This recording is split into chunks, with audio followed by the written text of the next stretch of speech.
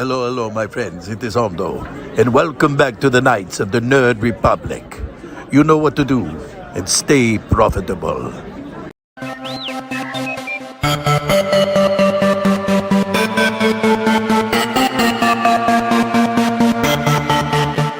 The Nerd Academy podcast is released weekly at 12 p.m. Eastern Standard Time, available on our website at www.thenerdacademypodcast.com and wherever you listen to podcasts. You can find the Nerd Academy podcast on Facebook, Twitter, Instagram, and YouTube. You can also help support the show by going to patreon.com/The Nerd Academy podcast, where every donation allows us to bring you more exciting content every week.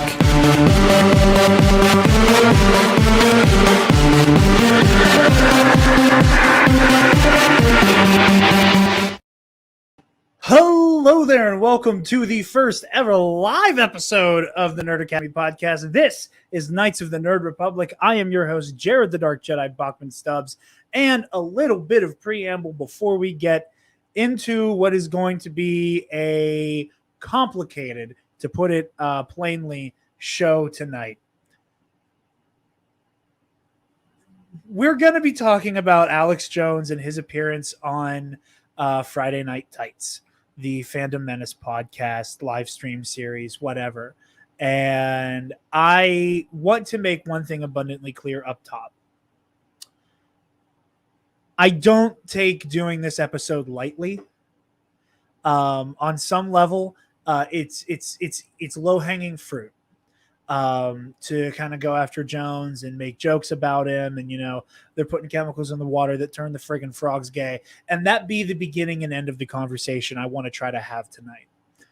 That said, it's hard to not talk about Alex Jones and gay frogs and the lunacy that comes with discussing him and his work and the way that he is generally a blight and cancer on society. So this episode will get into the sillier territory because I think it's hard not to when discussing someone like Alex Jones. That said, I do also want to have some serious conversations. I want to offer some serious rebuttal both to what Jones and the gentleman, and I use that word in its loosest definition, on this stream have to say. And yeah, all of that said, our guests. We got the absolute goddamn sex symbols that are the hosts of Skywalking Through the League. We got Bill Sheehy and Trey Mitchell. Friend. What's up? Thank you so much for having us. And dude, see that intro.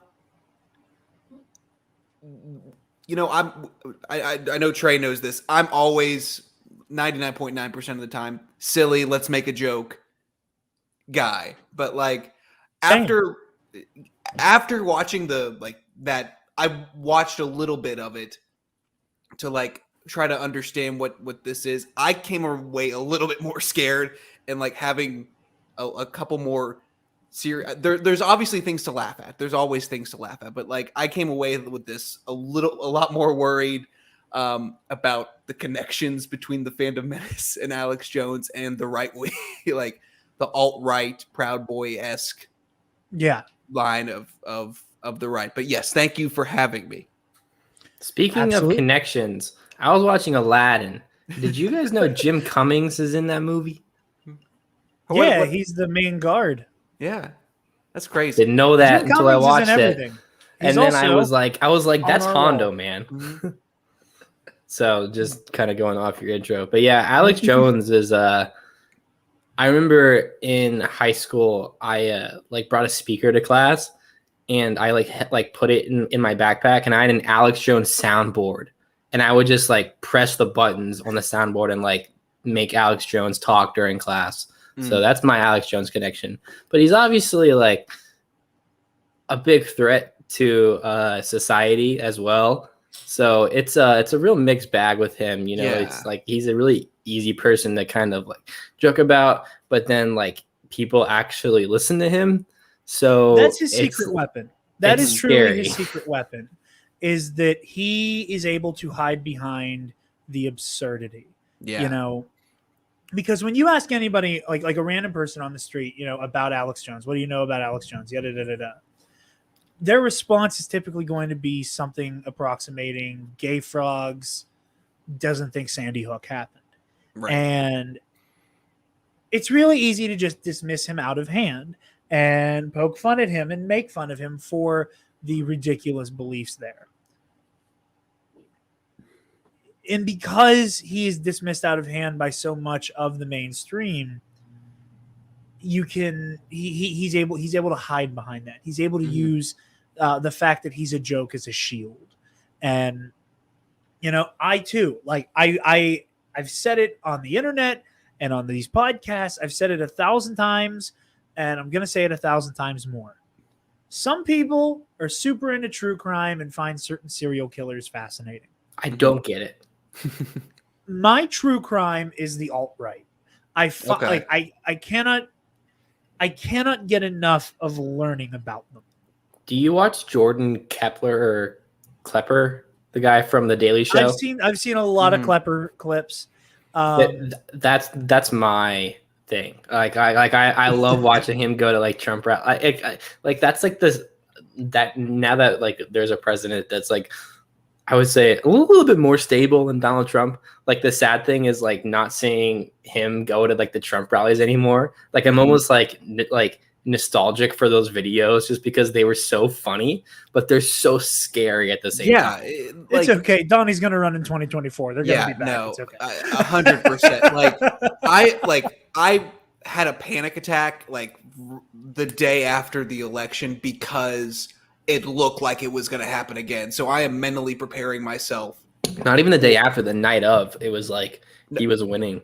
Yeah, no, because I remember very vividly sitting at my desk at my job and like looking at the results and just thinking to myself, holy fuck, this is happening again. And I couldn't breathe. It felt like for the first time, like I didn't know what to do. My chest was, and it felt like somebody was sitting on my chest, and yeah. But anyway, yeah, Alex Jones is a big threat, and I had a panic attack, basically. Understandably so. I want to address Podcast of the Wills. Also, thank you everybody who stopped it in. We got All Remaining Systems, RFN. We got Girls with Sabers, the homies in there. Also, $10 patron Paco. He's the one who's been making me say the ridiculous names every month, and I appreciate you for it. But I do want to go directly to this comment here real quick. But are they really beliefs? Does he believe the crap that he says, or is he just someone who knows how to rile up dirtbags for financial gain? To which I will answer yes to all of the above. Yeah, I think that Alex Jones is a deeply hateful person. Mm-hmm. I think that he is someone who has a lot of hatred in his heart. I think he's profoundly xenophobic. I think he's profoundly homophobic. I think anybody who is not phobic is Alex Jones. Mm-hmm. Yeah, all the phobics. He is all of the phobics, and I think that dictates his his entire moral compass or lack thereof, maybe. And that said, I think that I don't know how much of his own horse shit he believes. But he does act like he is at war with the literal Christian devil. That's true. That is a verbiage I like. Like anybody who's like aware of the podcast Knowledge Site and the fact that I religiously listen to it, and that is why I've kind of like. I'm not going to say that I'm an expert on Jones or that I'm an expert on the far right, but I've watched and listened and read the work of a lot of people who are. So I may not necessarily be the most qualified person to weigh in, but I know what the qualified people have to say. Right. If that's worth anything. Well, in like the thing with Jones. Oh, sorry. You were making a point. My fault. No, I just wanted to say, like, whether or not Alex Jones does actually firmly believe, and that's the verbiage they use on Knowledge Fight, like fighting the literal Christian devil. He is at war with Lucifer. It's the word literal that does it for me. It's Right. like it's not the Christian devil. Literal It's Christian the literal devil, Christian devil. as opposed to the literal as like, opposed to he- the Jewish fake devil or devil. Muslim devil. He or is Buddhist devil. completely convinced he is at war with goddamn Lucifer. Well, and I think when he got divorced a couple years ago, I think he made like the argument in court, like that it's performance art. yeah, that it's performance. And so like part of me is like, okay, maybe this is performance and like he can't be this ridiculous, but he's profiting off that and people do believe that.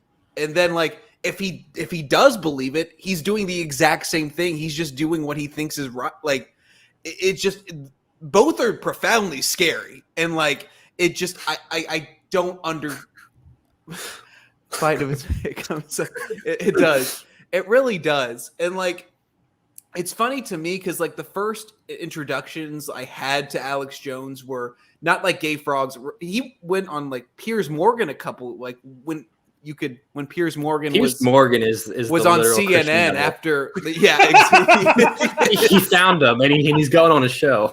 He's been fighting Piers Morgan ever since. We're like Jones basically just was like Piers Morgan, Jeffrey Toobin. I know, Those are the two he hates the most. Or he just screamed at Piers Morgan and was like 1776 will commence again. And then like a year or two later, my friend Sam sent me like this really like this dumb commercial that he did on his show where it was like, I'm feeling real powerful right now. And like he just like takes his shirt off and like shows the difference from like a month ago from when he took the the supplements. It's a meme. He's just more red.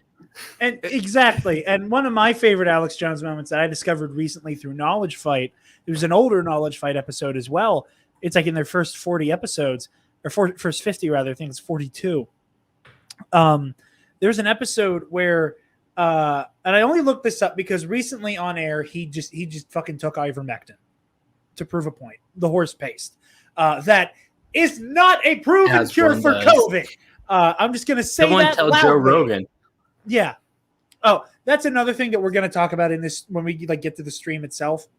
This man name drops Joe Rogan more times than I can count, and it is the saddest clout chasing is bullshit I've seen in my life.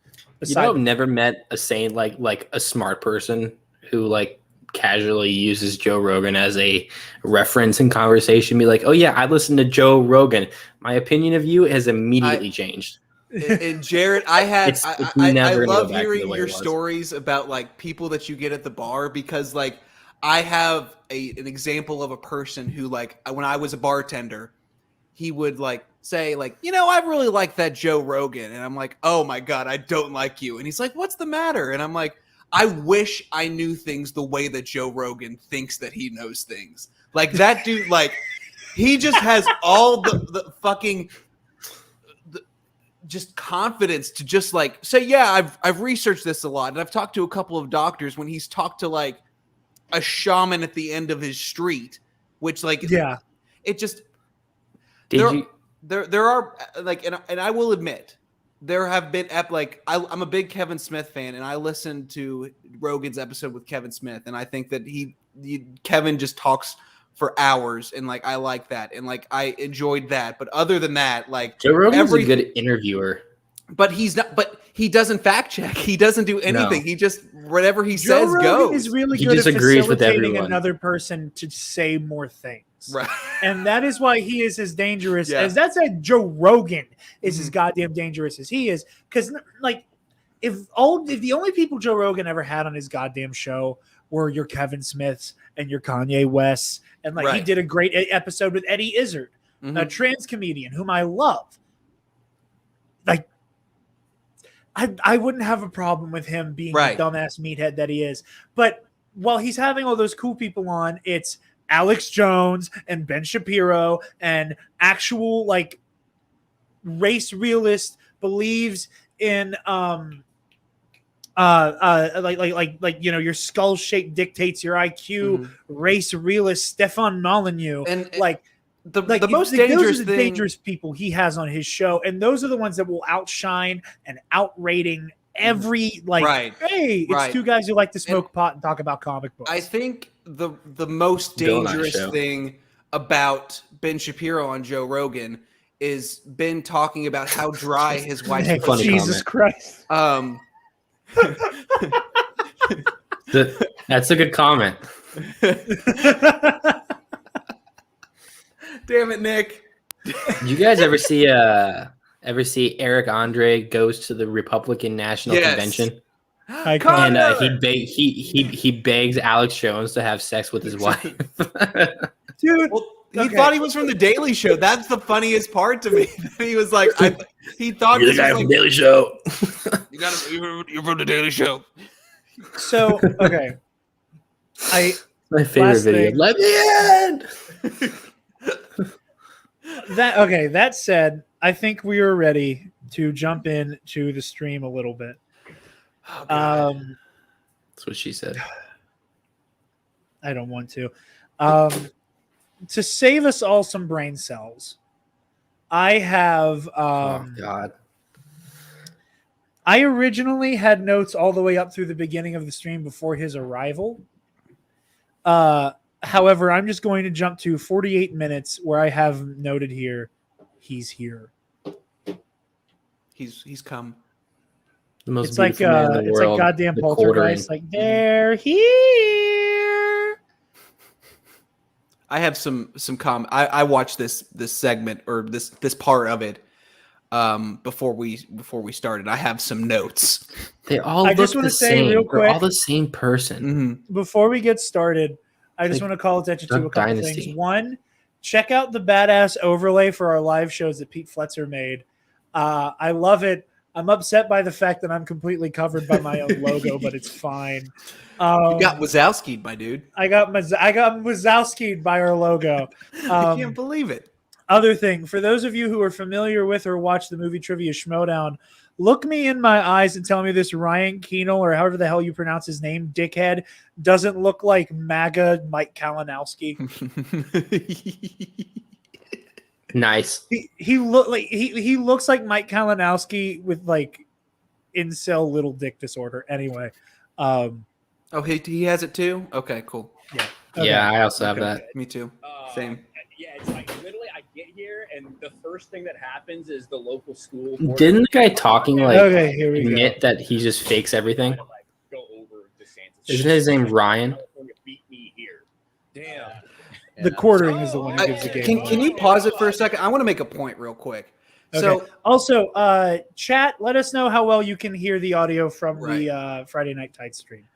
So what really kind of bothers me about all this is this is the group of people that says get politics out of Star Wars, and this fucking Get woke, Kalinowski, go broke. this wannabe Kalinowski talks about DeSantis and the mask mandate in California and stuff like that.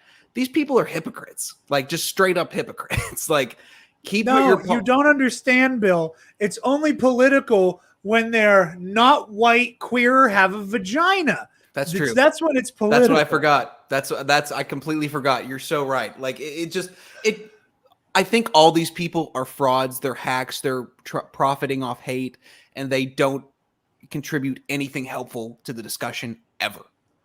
But So I agree, and a lot of this stream, yeah, you're not wrong. something's coming up that really like. So literally, I don't want to make like a circus out of it and try to make it funny. Mhm. But I just warning. The first words out of Alex Jones's mouth is a 9/11 conspiracy. Right. So Exactly. literally, There it is. yeah. We gotta unmute you, Alex. Give it just a minute. Alex in the house. Gary, Gary's come got to on. find the unmute button, so it's going to Gary, take a while. It says ask to unmute. So So, do what to this team right now? now, Yeah, there you now go. Really appreciate you having me on. Whoa, Hell yeah, that love to is see you, awesome. man. Oh, shoot. We love it, Welcome, man. He Alex. said That's big awesome. fan of the show before. I don't know if He's- that's bullshit or if but that's the first It's thing that stood out to me. absolutely bullshit. And that brings us to the first thing I want to talk about. And that's going to kind of be the crux of this whole goddamn stream. I'm going to hide the cretins for a moment. Alex Jones believes I'm going to say it again, that he is at war with the literal Christian devil. Thank you, Dan and Jordan, for the verbiage. Go listen to Knowledge Fight. He believes that all of Hollywood, all of pop culture, all of mainstream media is one long con, that it is one giant deceitful play at manipulating the masses with quote unquote predictive programming to make people believe to prime people for the myriad ways that the government is going to suppress and oppress them. That is his whole thing. Alex Jones's belief that all of Hollywood is corrupt, that there is no shred of decency and good and like moral objective uprightness that Hollywood is capable of. It's not about, oh, it's woke Hollywood. Oh, raise a Mary Sue because whatever reason. Alex Jones believes that this is all part of a multi-century, millennium-long plan by Lucifer to kill all of us. There's no woke Hollywood. Hollywood exists to delude women into believing there can be independent people and delude us into believing that borders are bullshit. That is his whole stance, is that movies and all of the things that these guys have started this internet culture war over were already evil. That is the crux here. That is what makes all of this so incompatible and leaves us with a handful of questions. Leaves us with a handful of answers, rather. I should rephrase that. 1, Alex Jones doesn't believe a goddamn thing that he's saying. He knows these guys are good for clout. He knows he can spread his lies and bullshit very easily to the... I'm going to bring the Cretans back on screen.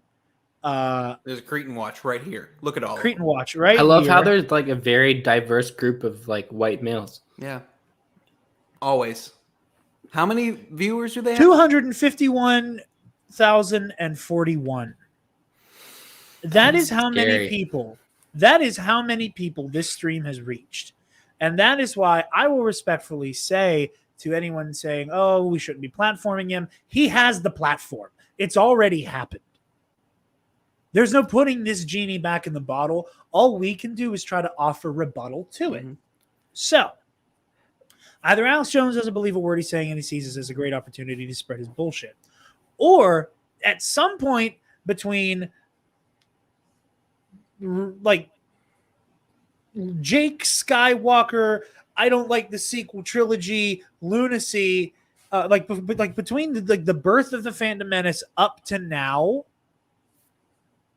the objective and the mentality has changed from, I don't want quote unquote SJW woke politics in my whatever franchise, to there's a cult of satanic pedophiles ruining pop culture and ruining the world. And we're all going to be dead by 2030, which is another claim he makes. We'll get there. Jesus. How? How? I just don't know how we got to this place.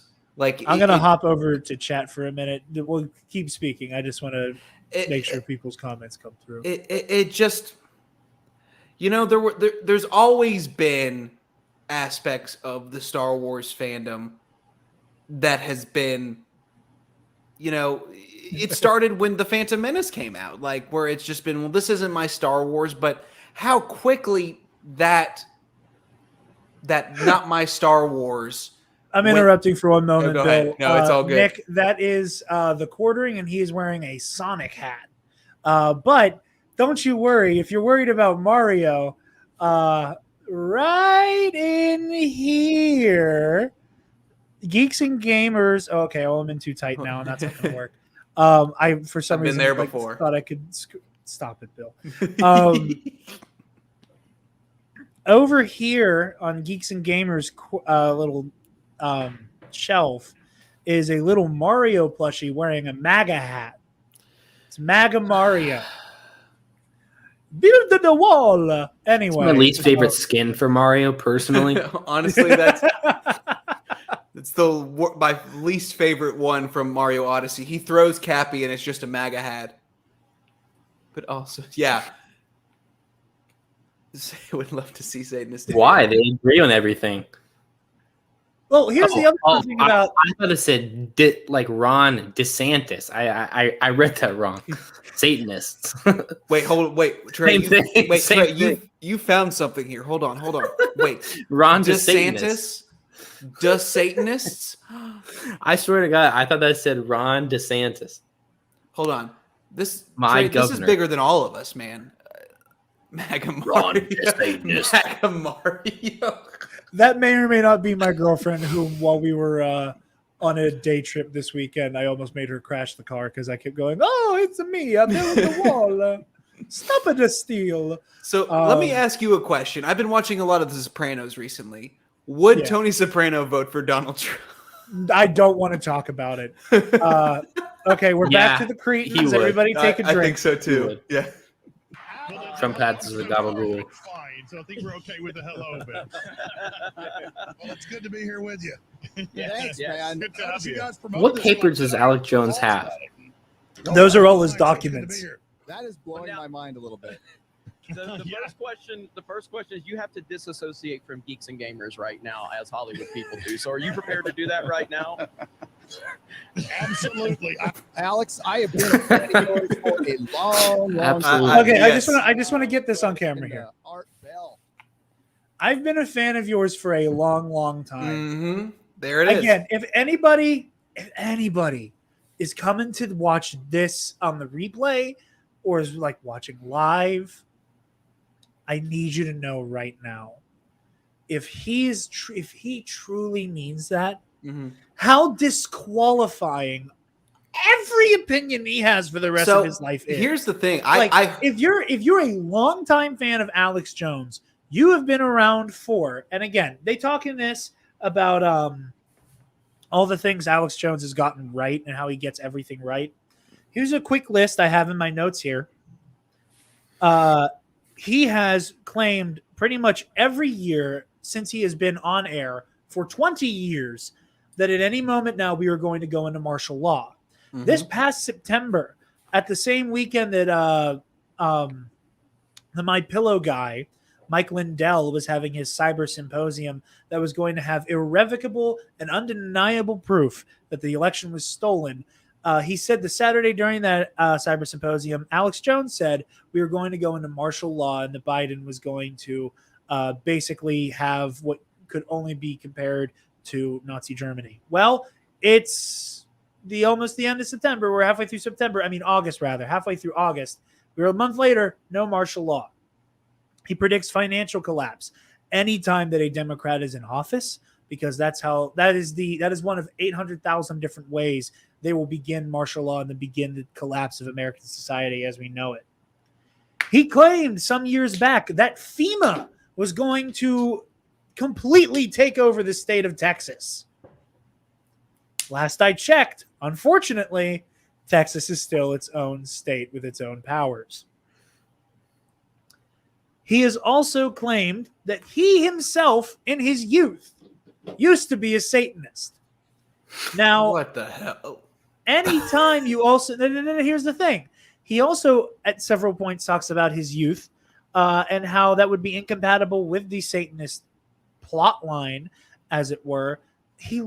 Literally everything you hear Alex Jones say, it is malleable. It is Schrodinger's conspiracy theory. It will change depending on what is the scariest thing to talk about. For example, in this stream, and again, we're going to hop around a little bit and go to some of the time codes I have noted. He talks about how Democrats want the Americans to worship Big Pharma. And keeps talking about Big Pharma, the vaccines, Big Pharma, all of this stuff. While he's also been peddling ivermectin. Took it live on air a week or two ago. He also, I want to say it was September 2nd, I have it noted here. Yes, the September 2nd episode of the Alex Jones Show on InfoWars. he starts talking about how Pfizer, on top of already having developed a vaccine, is developing an antiviral pill that one can take to help boost one's immunity against the virus. And talks about it as though, again, this is more martial law, more Orwell come to haunt us type bullshit. When in reality, the pill that he's so afraid of on top of the vaccine is being developed by the pharmaceutical company Merck. Merck produces and sells ivermectin.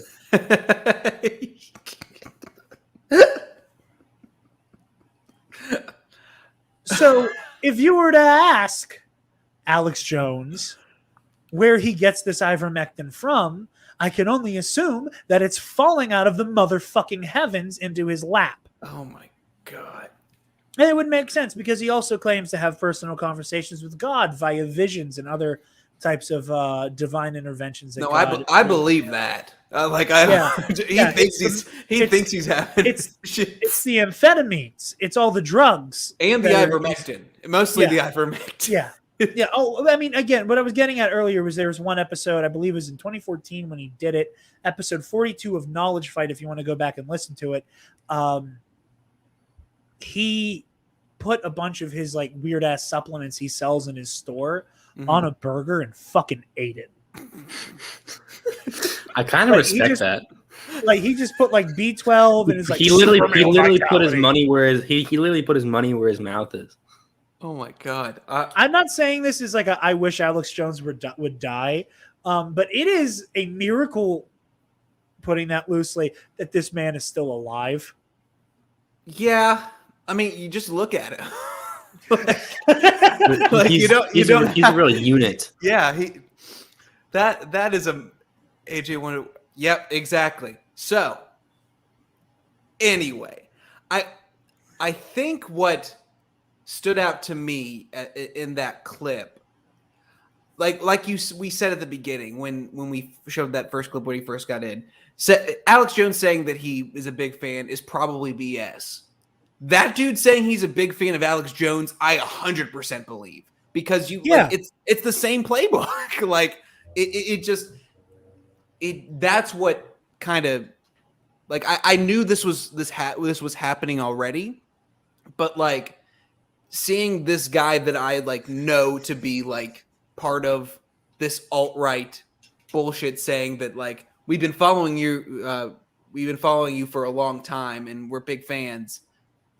I just don't understand how Alex Jones would take the time to watch somebody make videos about why video games have become too politically correct when the video games have always been a vehicle for the Satanists. There's no reason for him to give a shit about the Fandom Menace. There's zero connection there. Alex Jones is like a real life Grand Theft Auto 5 character. Like he's like if Trevor Phillips was like short and looked like Alex Jones. He's a real life J. Jonah Jameson is what he is. Don't disrespect J.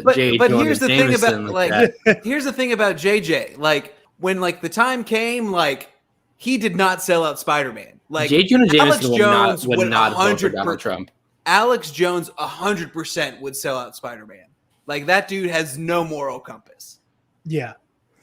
So I'm going to take us to 59 minutes where Alex Jones does one of my favorite things that he does, where he starts telling these incredibly tall tales about himself. I'm going to start at about 58:20. And again, chat, please let me know if it's audible. Americans were vilified for wanting to protect their own freedoms, and that was done by a leader of the free world, which is I never thought I'd see that, but it happened. There is documents. We are in 1984 now. Notice how they're all InfoWars articles. And, like Alex, I pulled my kid out of public school. It was difficult, but we had to do it.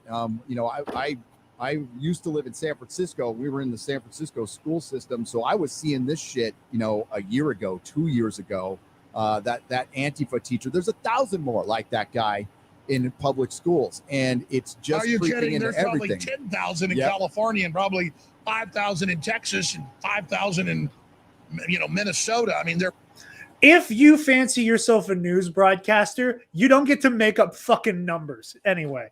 freaking everywhere. And there are all these weird, crazy authoritarians dreaming. In fact, that one teacher saying he wants revolution, kill the cops, burn everything down in California, he had an ingsoc tattoo on his arm in 1984 quotes. Like he reads Can a we look dystopic at Sonic, novel, please? and Like the thinks way it's an he just owner's like manual. nodded. Instructions. He's like, yeah, that's right. Gotta go fast, but he's right. I love Sonic. Thank you, Paco. Oh yeah. Poor the quartering. No, poor the Sonic for being warned by the quartering. The quartering can go kick rocks. He can go fuck. Sonic had no idea this was going to happen. The San Francisco State is full of them, and I had a retail store there too, and I got to talk to a lot of people, and not everybody's like that, obviously, in San Francisco, but a lot of the education, even in the freaking city college, was like that. And, I didn't take it seriously 10, 15 years ago. I'm like, it's just a few people. It's never going to get bad. And, well, here the fuck we are. It's bad. I Well, don't there's always been a lot of followers, and it's up to strong. Masks. They don't want you to spread the plague, and it's an infringement on your rights somehow. What? I don't know. What? I'm so. If these people were actually fucking oppressed, they would be out in the fucking streets because they're. If you're being censored, how are you almost at 300,000 views? Listen, Why has YouTube not taken this down yet? Like, here's the scary thing. Like, I'm starting to get angry, and I apologize to everybody listening. And any headphone users, I apologize in advance because I'm about to go Alex Jones and start screaming. I apologize. Some of these people, like this video right here, has a bigger following, has more views, has more pretty much everything than basically all of our friends that do any kind of Star Wars podcast. Like, basically combined. Like, they have a platform, and that's what the scariest part is. There are a lot of They have good an infinitely bigger platform than any of us do and likely ever will have. Right. And it's terrifying. It's terrifying. Because, like, I see a lot of great supportive voices in the fandom on Twitter, and I look at Star Wars podcasters on Twitter. I've been trying to like find the right word to tweet this, but like the Star Wars podcast community on Twitter is like the most uplifting and like supportive group of people I think I've like ever seen. Like it's insane. It's the exact opposite of what this is that we're watching. So I think that's true, but like if 90% of the podcasters are supportive and uplifting, and the other 10% is this shit, these guys just have a bigger platform than all of us. Like, so like if somebody looks up Star Wars, and it requires podcast, counter programming. Right. We just don't have that. The only way to fight back against this is to have content that directly opposes it so that people are engaging with both sides, and eventually the other side will grow. Mm-hmm. Like then that has been my opinion and theory on this shit since the giddy up, is that there needs to be direct opposition in terms of content. Mm-hmm. I totally agree. I looked at a couple comments that came through. What's the bottom left? What's the bottom left one? I swear I saw a video of that guy like talking about how this is all just for clicks. Like I swear I saw a video of him talking about like the Zack Snyder stuff. Well, then they're frauds. And he was saying like, maybe I dreamt it, but he was saying like, we do this because people view us. And like, I swear I saw something with that specific guy talking about this stuff. Well, that's don't worry. The quartering has a fun little tidbit that I plan on playing at the end as a little cherry on top. Also, whichever girl with saber is saying that, it's more than fear. In my opinion, it's hatred. It's hate. It is the world is changing around me, and I don't know how I feel about it. And it's just not. It's it's rage. The rage sells. Yeah. I'll leave that up there. Press play again on my side. Strong men and women to stand up and be leaders, not to tell the dumb or the sheep what to do, but to stand up and lead by example. Well, we kind of stood back and now let the bullies and the corporate mind control behavioral psychologists come in and really bully all these really soft domesticated people and then spit them up as kind of Maoist cultural revolution types. And so now they finally have a purpose. They're crazed. They're going to rule. You're going to go to a FEMA camp, but they are going to be running the FEMA camp, which Nothing of course is true. Screams leader like 9 white dudes agreeing on bullshit. The useful idiots first. Then they come to the leaders of the opposition and say, we'd like to hire you to work for us. Oh, yeah. Yeah, we're missing the part where Alex Jones is claiming that the globalists want so badly to team up with him because they fear him so much. California. Yeah. Alex Jones is what would happen if Michael Scott was a fucking 9/11 truther. What? I don't. What? Listen to this shit and tell me this isn't. I want people to fear how much they love me. Keep going. On his arm in 1984 quotes, like he reads a dystopic novel and he thinks it's an owner's manual. It's instructions. He thinks they're good ideas. They are, and you know, the San Francisco State is full of them, and you know, I had a retail store there too, and I got to talk to a lot of 15 years ago. I'm like, dicks for us. Going to stand up and be leaders, not to tell the dumb or the sheep what to do. It's really soft, domesticated people, and then spit them up as kind of Maoist cultural revolution types. I feel like he's just like saying like buzzwords. Like he's just saying like, oh, just wait. This is great. They're crazed. They're going to rule. You're going to go to a FEMA camp, but they are going to be running the FEMA camp, which of course isn't true. Any authoritarian system takes over like this. It always gets rid of the useful idiots first. Then they come to the leaders of the opposition and say, we'd like to hire you to work for us. And so, I mean, that's the stuff that happens to me. They're constantly, they haven't done it in a few years, but like, we'll take 10 million. How about 50 million? I mean, literally. And those are off record meetings, but I mean, I've had meetings with the top globalists below the David Rockefeller, Bill Gates type, but like their head guys. Good. I mean, hell, one of them in front of my producer, John Harmon, like 14 years ago, says, listen, this is over the telephone during the break. He goes, listen, he's the head of the Kissinger group at the time. He said, you're part of the super class. There's only 1,000 of us. You could lead the liberty movement and influence global things. What is happening? Leader of a populist movement. Come to New York. He's literally saying just a bomb bad cast Mad Lib. Like come like it's that's it. Oh yeah. Oh well, we missed him trying to quote Darth Vader to impress all the nerds. So yeah, that is again for anybody who's familiar with Alex Jones and his continuous grift. He's been approached by the globalists for them to come and hire him so we can. He also later talks about how like he was offered Rush Limbaugh's job before Rush Limbaugh was Rush Limbaugh, and he was supposed to be Glenn Beck's replacement before he had it. It's literally like it's the most self-mythologizing, and that's where our conversation from earlier comes into play again. Does he believe this shit, or? Like, does he believe this shit because now he's made himself the superhero in this story? Mm-hmm. I think I hate doing it because we've already talked about society at some point. He's kind of like Joaquin Phoenix's Joker. Like, it's probably all in his head. Like, that was like the whole thing of that. The Diane, yeah, was that it you don't know which part is real and which part isn't. I don't think he knows which part is real and which part isn't. Like, I think he's just kind of given himself to the character of Alex Jones and just started using buzzwords, Maoist revolutionaries or whatever. Those are just words. He's to like, just saying words. Yeah, he looked up in a history book and like he's just what sounds like it sounds really suspicious. Maoist revolution. Okay, there we go. Man, I don't know. This guy is crazy. Yeah, he's just a caricature at this point, honestly. Yeah, I mean, but that's the thing is like he's this terrifying caricature that we can't make go away. Yeah. Also, I'm gonna probably have to go. It's getting kind of late here. That is okay, Trey. Mm-hmm. Bill and I will happily make hot gay frog sex all over this live stream. Maybe I'll have Welcome to to stay and Comcast. watch then. The Comcast. Yeah. It's happening. The Cumcast. yes. All right. Well, it's been great chatting with you guys about Alex Jones and the Fandom Menace. Something I never thought I would say on air.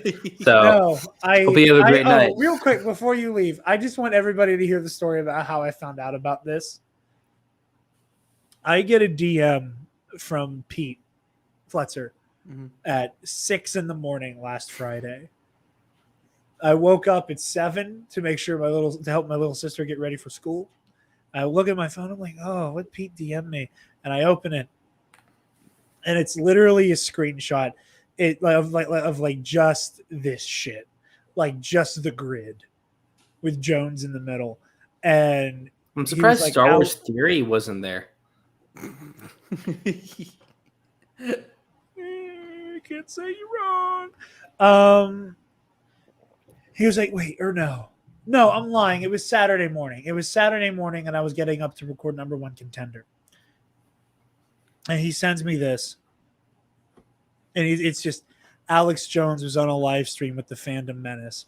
And I simply messaged him back, you're fucking with me, right? And he said, no, good morning. That was the conversation. He had the audacity to say good morning after that. Yeah. He had the audacity to say good morning. Really terrible way to start a day. Knowing full well this was about to consume my every waking moment from the soonest moment I could get in front of a microphone about it. Like Pete knew what he was doing, and I'm not mad about it. But he knew exactly. He knew the chain of events he set into motion. That I was coming for this shit. But Trey, thank you for joining, buddy. Yeah, thanks for having me, guys. I'll see you later. Love you, dude. See you later, bud. All right. God, it really does feel like a fever dream because I was in Cincy visiting my lady friend, and like I just remember waking up to that and I'm like that's not real. That can't be real. But then like you look at it and it's just like because it's equal parts like no, that can't be real. And I'm like, and okay, yeah, that makes sense. You know? Like oh no, this is absolutely real. We're living in the end times. There's no way this isn't real. Right. It's man. Reason I thought that theory would. You know, he's too busy making $1 billion off the Star Killer show. That can we also talk about that? Like that. Like I've never laughed at anything at a Star Wars take harder than a Star Killer show would make $1 billion. Has this? What the fuck are you talking about? Star Wars Theory has a superpower where he will inexplicably have the most hilariously stupid Star Wars take on Twitter, like every couple weeks, and then expect people to not go, "What did you just say?" Right. Like the Anakin Skywalker is the only main character who exudes main character energy, who ends up worse for wear by the end. It's like that's called a tragedy, you fuckwit. Like I don't. You read Macbeth? He seems like a guy who's dabbling in the alt-right, but he hasn't like really made the commitment yet. Like he wants to have a Star Wars Theory is Fandom Menace Joe Rogan. He's a useful idiot. I don't even know if he's Rogan-esque. He's just like he's Rogan-esque in that he just hangs out with all the dipshits and is too stupid to realize that he's being used as a pawn. And I don't like that's a dude I saw at Celebration, and like all 5'3" of him was very impressive. I just want you to know. Here's a fun nugget that I need to personally push back against on principle. This is fun. Like I'm having a really good time. It's cathartic. It is. Oh, wait a second. That clip, and I saw the Quartering posted that clip of George Carlin on Twitter, and it was just perfect. I mean, George Carlin was so ahead of the curve. I'm full screening myself real quick because I just need to make a point. George Carlin would have fucking hated all of you. George Carlin would have like tried to physically fight Alex Jones. You cannot convince me otherwise. Carlin, I love when idiots like dipshits 1 through 3, dipshits 4 and 6 and 7 through 9 and King Fuckhead all think Carlin would have liked them. And again, why would Alex Jones care? Because someone like Carlin, who's as pro-choice and anti-government establishment as Carlin was, he clearly has to be a communist, Satanist, globalist. Why would Jones like him? Why would Jones like Dave Chappelle? The hijacking from the quote-unquote cancel culture people that are like of George Carlin to say that like he would have hated like the moment we're in right now, like comedy where it is, has no fucking idea what they're talking about. Like Carlin, like you, I think you've hit the nail right on the head. He would have hated all these fucking people that claim that cancel culture is ruining everything. He would have hated them. Like, because it just there is no reality where George Carlin likes any of these people. No, not at all. Anyway, I'm going to go back a little bit because I think this is our first instance of Alex Jones talking about how we're all going to die in 9 Pot, is this is 5 hours? So Alex Jones is only on for an hour. Their whole show is 5 hours long and averages out at that. What the hell, man? That's We are something new, but it's for a greater good. We're building a utopia. And I go, no, the globalists are setting you up for a societal collapse. They're going to kill you. Now get the hell away from me, your little power trip. You're fools. Yes. You have Stockholm syndrome. You've been set up, and almost everyone watching this in 9 years will be dead unless we turn this around. It's funny how he's going to change the year every time. He's been changing it. This is the part that I like. I hate for this to devolve into a gotcha, but for anybody who stumbles upon this and is like, oh, well, like I want to. Anybody who legitimately wants to see what the response to any of this is, quite frankly, you can distill it into a single sentence. If everybody here truly believes that in 9 years' time, most of us will be eradicated by the globalist deep state. And one more thing, I put this on Twitter. Globalist is the preferred dog whistle for the word Jew that Alex Jones uses. Yep. Like this is going back to some like he says Satanist cabal all the time. Like this is some deeply anti-Semitic shit on top of all of that. But if truly we are meant to believe that all of the, again, when I say gentlemen in the most liberal use of that term, that all of these gents truly believe we will be dead in 9 years' time, what's the point in complaining about Star Wars anymore? Why is your whole channel based around, oh, look at The Last of Us Part 2. That woman has muscles.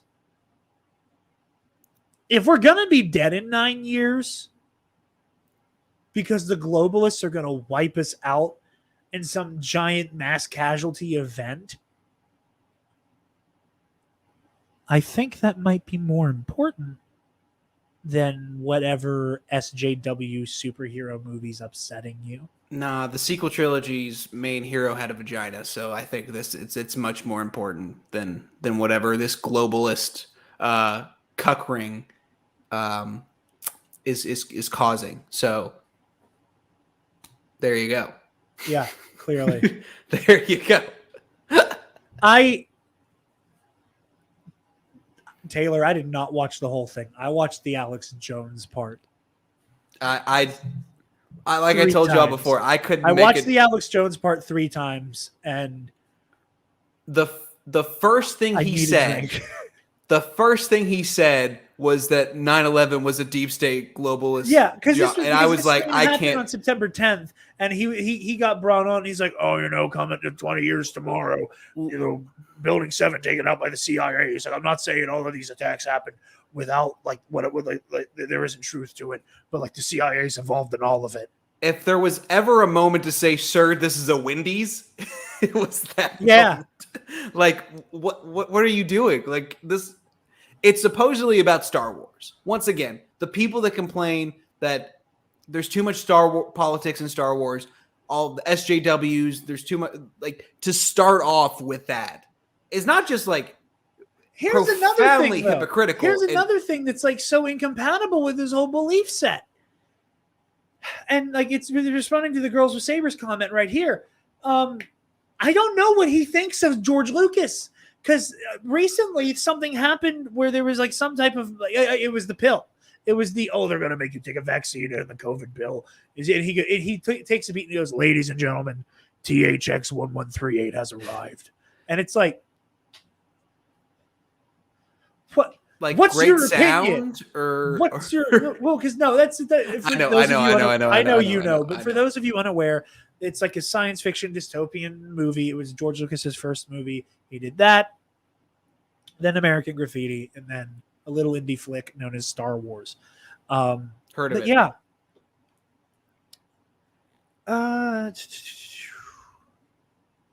Oh, here's a great little one-liner from the Quartering that I thought was really funny. Jesus. So they're talking about how he has the exact same fucking expression throughout the end. It doesn't matter if Zack Snyder is telling him he can't be associated with him anymore, or if Alex Jones is talking about the deep state. He has the same fucking look on his face. And very, very shallow. Well, no, this is who. No, because the guy at the bottom left corner was the one who when Zack Snyder when Zack Snyder. Oh yeah, cool. he was the one who made the psychotic kill a bunch of Asian people joke. Yeah, I'm gonna take it back a little bit, and we're gonna play a lot more Jones than I wish to. Hate themselves and hate us. Want to take us all with them. This is going to be an extended clip that we're just going to kind of pause and keep going through. I'm rewinding to get to Jeremy asking his "What went wrong with Hollywood?" question. Which again, what do you mean? What went wrong? They've all been Satanists this whole time. But you've been a long time fan. You've been a long time fan of Alex Jones. You've been watching for a long time, so that's why you aren't already aware that all of this is just evil. And Satanists. then if you're Alex, why are you answering the question if they've all been bad for the entire time? Yeah, hold on. I'm trying to read my own notes here to get to the part I'm looking for.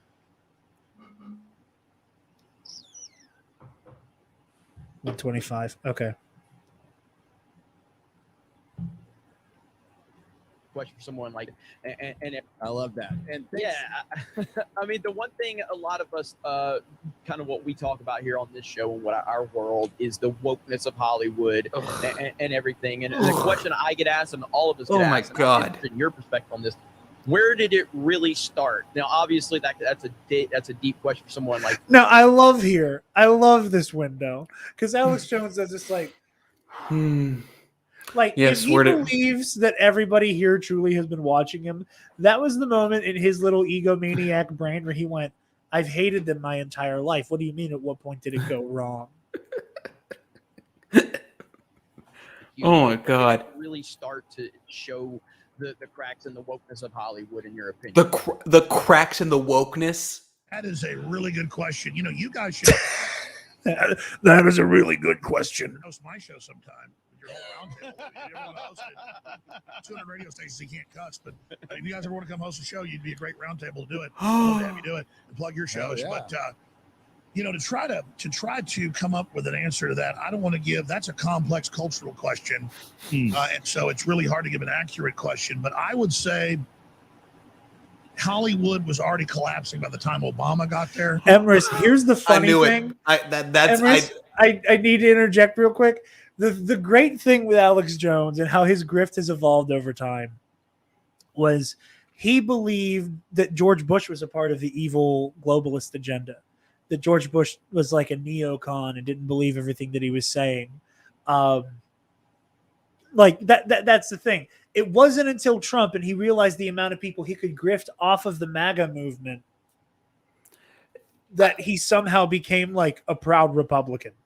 If you go back and listen to older InfoWars shows, like during the Bush administration, all the time he brags about how he's quote unquote above the left-right divide. Why do they all have the same expression? I love how everybody keeps pointing that out. That these motherfuckers could not all look exactly the same more if they tried. The diversity in this panel is astounding. And then he was sold as like a Hollywood commodity to bring humanity together, save everybody, and Americans wanted to really, stop racism. And then when he became a divider and a manipulator, and people saw Hollywood pushing him, it began to really crumble. And then when you have the internet, you know what killed Hollywood is the internet. Because okay, from this point on, if you haven't popped any acid tabs, it might help you with the next part. Oh my god! Because I have watched the Alex Jones segment 3 to 4 times. Jared, you just this is physically making me sick. 4 times. I've watched it like 3 or 4 times. And I'm not proud of it. But look at Nerdonic's expression right now. The guy in the bearded Nerdrotic, yeah, me too. Oh my god. I think that's the first time he and I had ever agreed on something.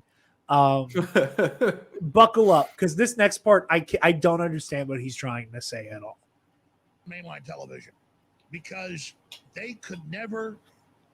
I think I remember a Joe Rogan, but I'm not trying to just riff on Joe Rogan, but like back in that's like the second or third point in the stream where he name drops Rogan. 1999, I'm sitting there in Austin watching him at the Cap City Comedy Club, and he's talking about what's going to happen to mainline TV, and he already been a national TV host and stuff, on news radio, and I was about to do Fear Factor. Yeah. He said, do you know what is going to kill TV and movies and everything? He said, I predict by the year 2020, we're not going to be flying around on silver jetpacks and stuff. He goes, I predict by the year 2020, mainline TV in Hollywood will be dead and everything will be the internet or a facsimile of that. And that's totally true. So it's the internet and all these choices in Hollywood and big tech and legacy dinosaur media. They all were like, oh, no one will care about that. We'll still control it. We'll get some talent out of it like minor leagues, but we'll still be the dominant force. But instead, the rawness, the visceralness, the choice of it, the full spectrum of it. I never need to hear Alex Jones saying rawness ever again. Regular people. The rawness and the fullness. And all of it's been hideous. Some of it's been wonderful. It's been everything in a full spectrum of a billion colors and ideas. That is something that once people taste it, you can't put the genie back in the bottle. You can't put the toothpaste back in the tube. You can't get the cows. I just realized I directly quoted him earlier. God damn it. I said that exact sentence. You can tell I've watched this 4 times in a week. You can't put the genie back in the bottle. You can't put the toothpaste back in the tube. I hate myself. I'm retiring after tonight. Come back in the barn. They're gone.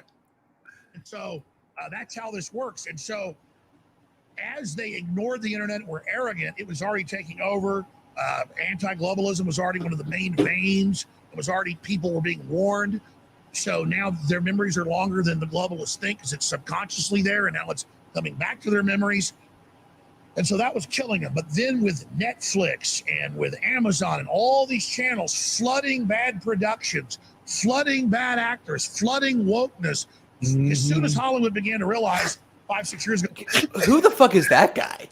I don't know. Heels versus babyface. I'm assuming he covers wrestling. And he said, I just love how everybody, like he was talking for so long, everybody checked out and he said, wokeness. Like that, like, so nothing in the past 2 minutes has made sense. And then all of a sudden he's like, What I am struggling to understand with this answer that he's giving Geeks and Gamers is that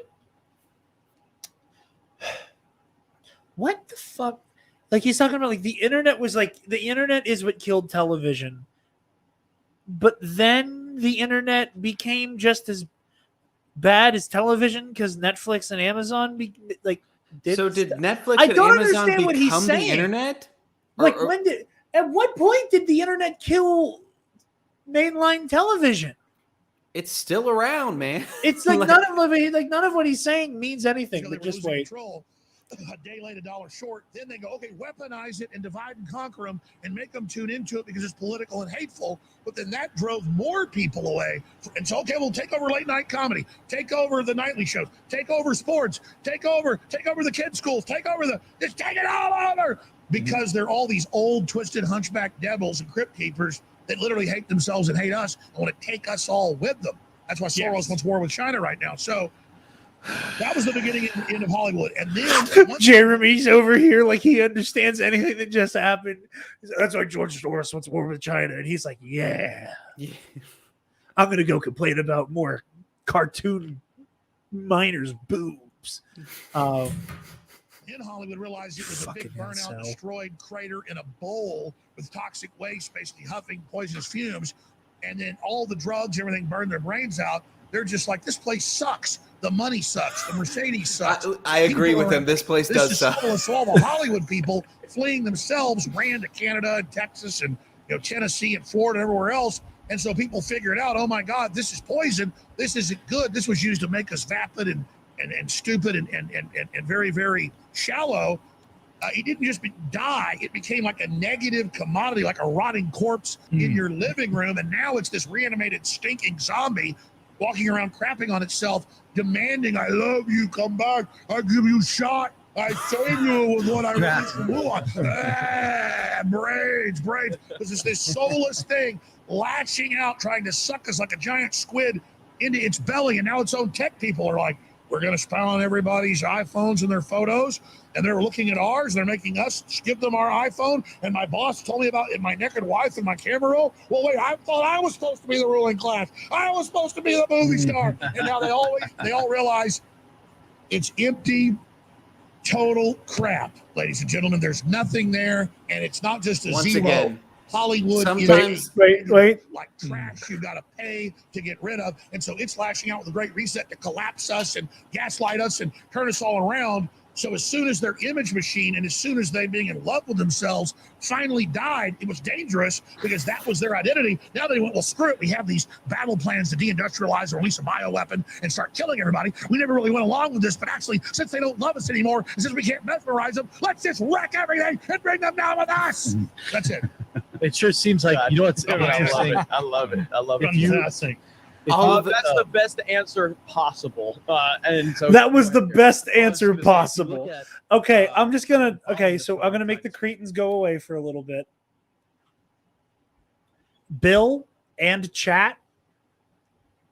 That was the best answer possible. That's what Jeremy just said. That's what Jeremy said. I'll put the cretins back on so we can hear him say it again.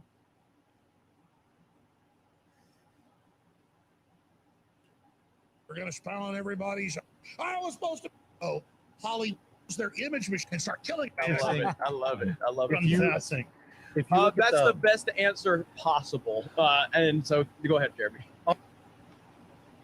Okay, so chat, Bill, someone watching this on the replay, if you want to put it in the comments section, if you can in any way articulate to me what the fuck he was trying to say, I will send you, you get free merch. You get free merch. Explain to me what he was trying to say there. Well, the one thing that I think he has some moments of self-reflection and of actual, like, saying what he is, being empty and nothing. Yes, he did. He did, Michael. There was at one point where he goes, gee, and it's unsettling to say the least. You want to talk about sheep, man? Jesus Christ, to be in that room and to like agree with everything that dude is saying? What the fuck are you doing? Like, oh my God. Alex Jones is the big bad of the Banthaverse. We really, we are screwed. Like, these are the guys that have, these are the guys that have the biggest platform in everything that we do, and they just agreed with everything that Alex Jones just said. That's fucking crazy. It is. I'm just blown away. Oh my God. So this is where I want to start to kind of push back on some of the Fandom Menace's talking points here for a little bit. 1 hour and 36 minutes. Let's go. A naked woman is really hot doing it. Oh, wait, I got it. Okay, this is him talking about torture and how the globalists will abduct you and beat you. And oh yeah, and corporate leader who's running all this. I mean, he's the guy, Bill Gates.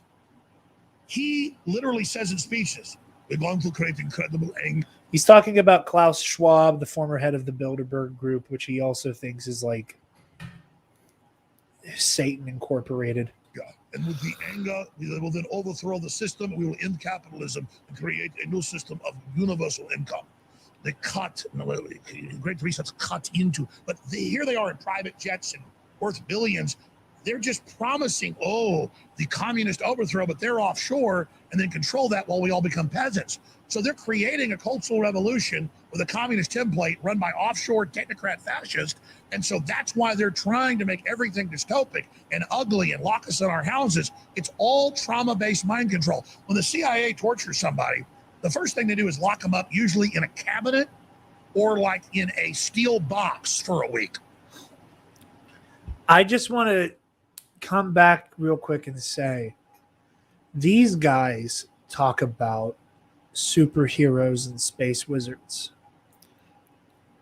And their job that they've given themselves is that they talk about superheroes and space wizards. And right now, Alex motherfucking Jones is talking about how the CIA tortures you in preparation for the globalist takeover. Okay, and then only open it up, to look at the crap all over you. Yeah, you want a little bit of food, you piece of garbage, and then humiliate a naked woman is really hot doing it, beating them and all the rest of it. That's their favorite thing, to break people, and it works on Muslims, Christians, pretty much anybody. And, the woman's pissing on you, cramming tampons in your mouth. That's declassified. That's what they do. And so this is the type Look of at him stuff pretending to believe what's happening. It's all just Satanism. They're just training their people to engage in Satanism.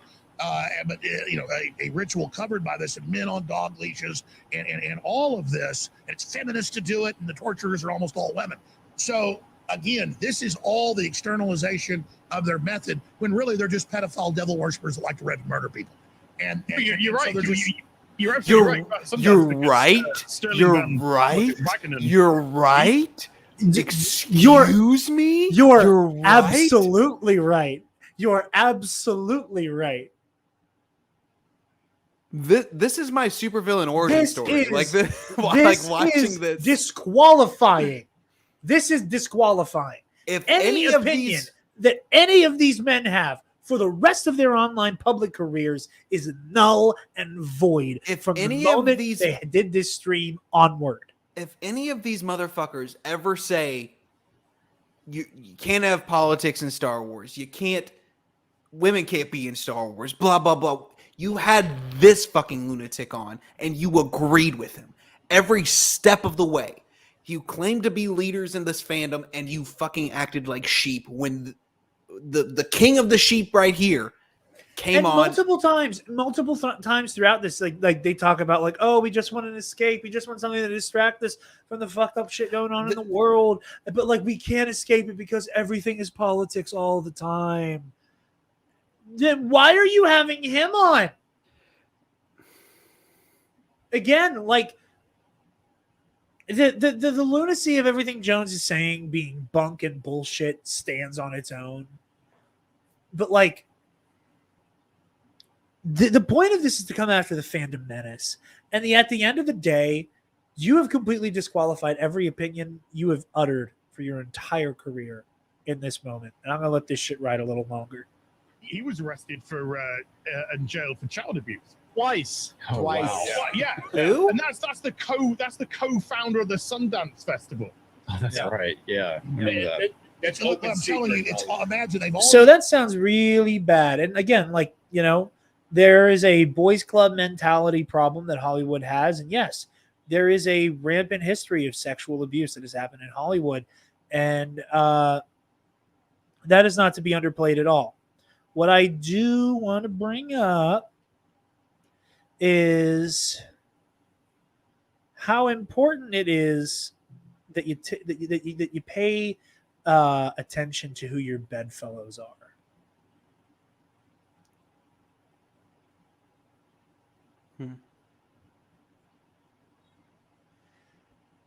Per Polygon, Wizards of the Coast, the company behind popular trading card game Magic the Gathering, is speaking up about harassment and cyberbullying after a popular cosplayer publicly left the community following months of alleged abuse from a YouTuber and his subscribers. That YouTuber, the Quartering, everybody, Jeremy Hambley. Please keep telling me how offended you are by shit like cuties. And they talk about cuties a bit here.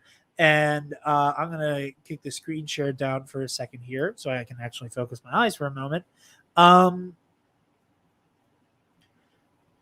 cuties is an interesting thing because I never got around to watching it and all of that shit. But we're going to take a bit of a detour here. But again, this builds a case in the general nature of the misinfo. This is from USA Today.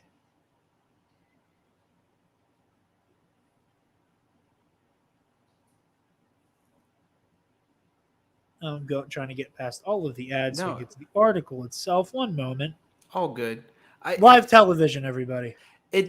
What's so beyond me is that it boggles my fucking mind that these people have gotten a platform. Like, that they've not only gotten a platform, they've forced people off because they have that platform. Like, I'm sorry, I didn't mean to cut you off. I apologize. No, this article is from Brian Truitt, published September 16th, 2020. Literally, it is exactly a year old in half an hour. It was only a matter of time before entertainment became ground zero for the country's current culture wars. The French coming-of-age film Cuties first courted controversy with marketing showing 11-year-old girls in suggestive poses, but the tumult has really hit a fever pitch since its release, with U.S. Congressmen calling for Netflix to remove the film and asking authorities to investigate whether the streaming service or filmmakers violated federal laws against production and distribution of inappropriate pics of kids, and I'm not going to say the word. Not to mention many social media missives denouncing the film with a hashtag cancel Netflix hashtag. So, this article lays out the plot of Cuties and what it is going for. I am not going to go to bat for the marketing choice of like the weird outfits on the kids and all of that shit. And there's a claim here made that like one of the producers was a part of an audition of 600 little kids, that he was a part of each one, and all the audition tapes are missing now. That's the kind of shit that when I hear it coming from the Fandom Menace, I don't quite know what to do with that claim and how best to research that, because you're basically getting to QAnon territory, and like there's a whole lot of confirmation bias at play there. So right. Here we go. Cutie stars Fathia Youssef as Singlesi, an immigrant named Amy, who as a Singlesi immigrant named Amy, who lives with her mom and younger brothers in a lower class neighborhood in Paris. Her family is going through its own share of turmoil as Amy finds an escape from that when she watches a young girl named Angelica dancing in her apartment building's laundry room like she hasn't got a care in the world. Angelica, as it turns out, is one of Amy's classmates and the de facto leader of an amateur dance crew hoping to win a local dance competition. The girls wear inappropriately short skirts and tight shirts and watch videos of grown-ups twerking to get their latest moves. Coming from a conservative household, Amy is enamored with this sense of freedom and joins them, wearing one of her kid brother's shirts as a crop top. A series of rebellious moves leads Amy down the rabbit hole of increasingly bad decisions and increasingly suggestive dance moves, so much that by the time they get to the big dance-off, audience members both young and old are turned off by the whole thing. The same goes for the viewers who actually take the time to watch Cuties. Director Mayuma Delcourt, name is French, sorry, crafts a great character arc for Amy and leaves her in a better place by the end, but also takes on the hypersexualization of little girls head on by showing close-ups of Amy and her friends as they record their bumping and grinding. You want to turn away as it's going on, and it will definitely bother you, and that's kind of the point that Delcourt is trying to make. In her artistic way, she's imploring moms and dads to pay attention to your kids and what they're watching and taking in as influences at a formative age. Cuties is a movie with kids, but is not for kids. It was way more artistic merit than several seasons of Toddlers and Tiaras. Did we all forget that happened? It's written in the article. Watch if you won't, don't if you don't, but its politicization is unfortunate for something that actually does have good intentions at its core. With raging wildfires and pandemic that doesn't feel like it's ending anytime soon, Cuties doesn't seem like our biggest problem as a nation. It even changes some hearts and minds for those who queue it up in their Netflix. That might be asking a little bit much, though especially in election year. So, is that what they're talking about there with the?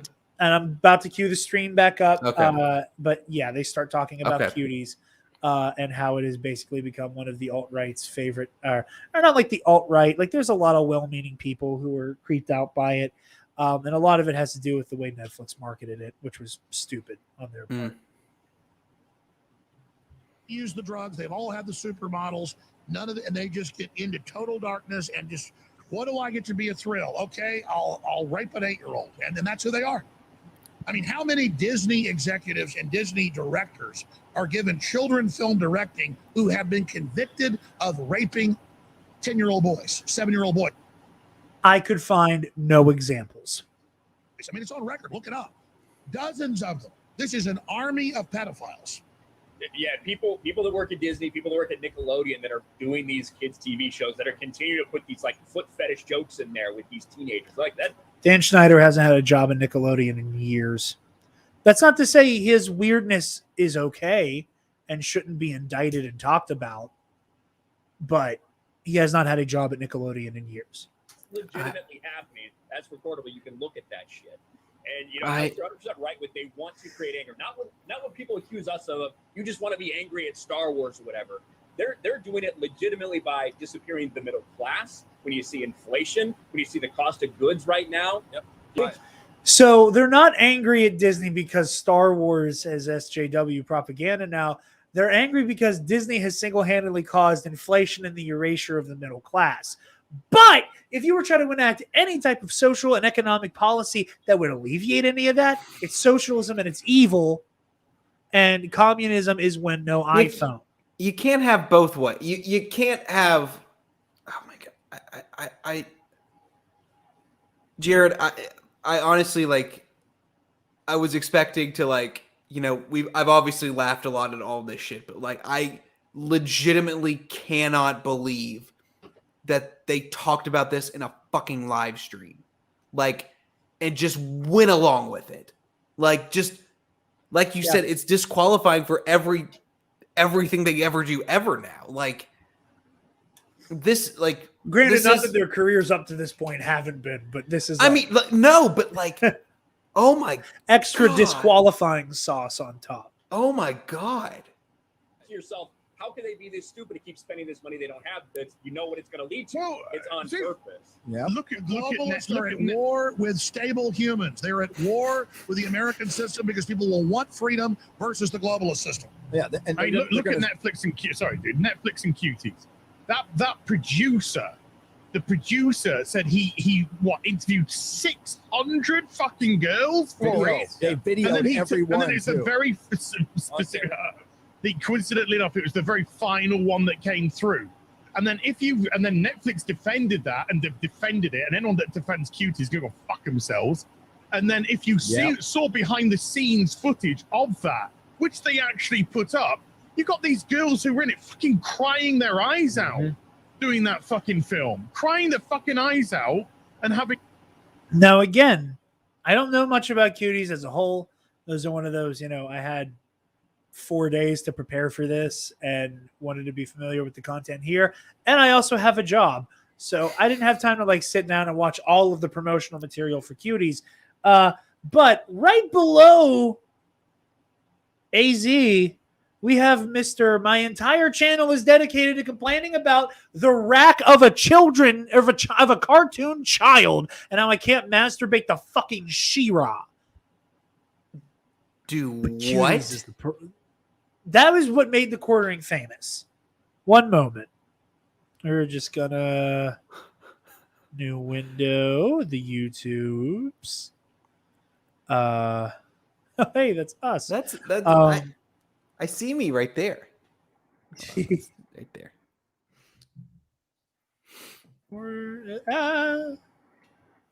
Ordering She-Ra.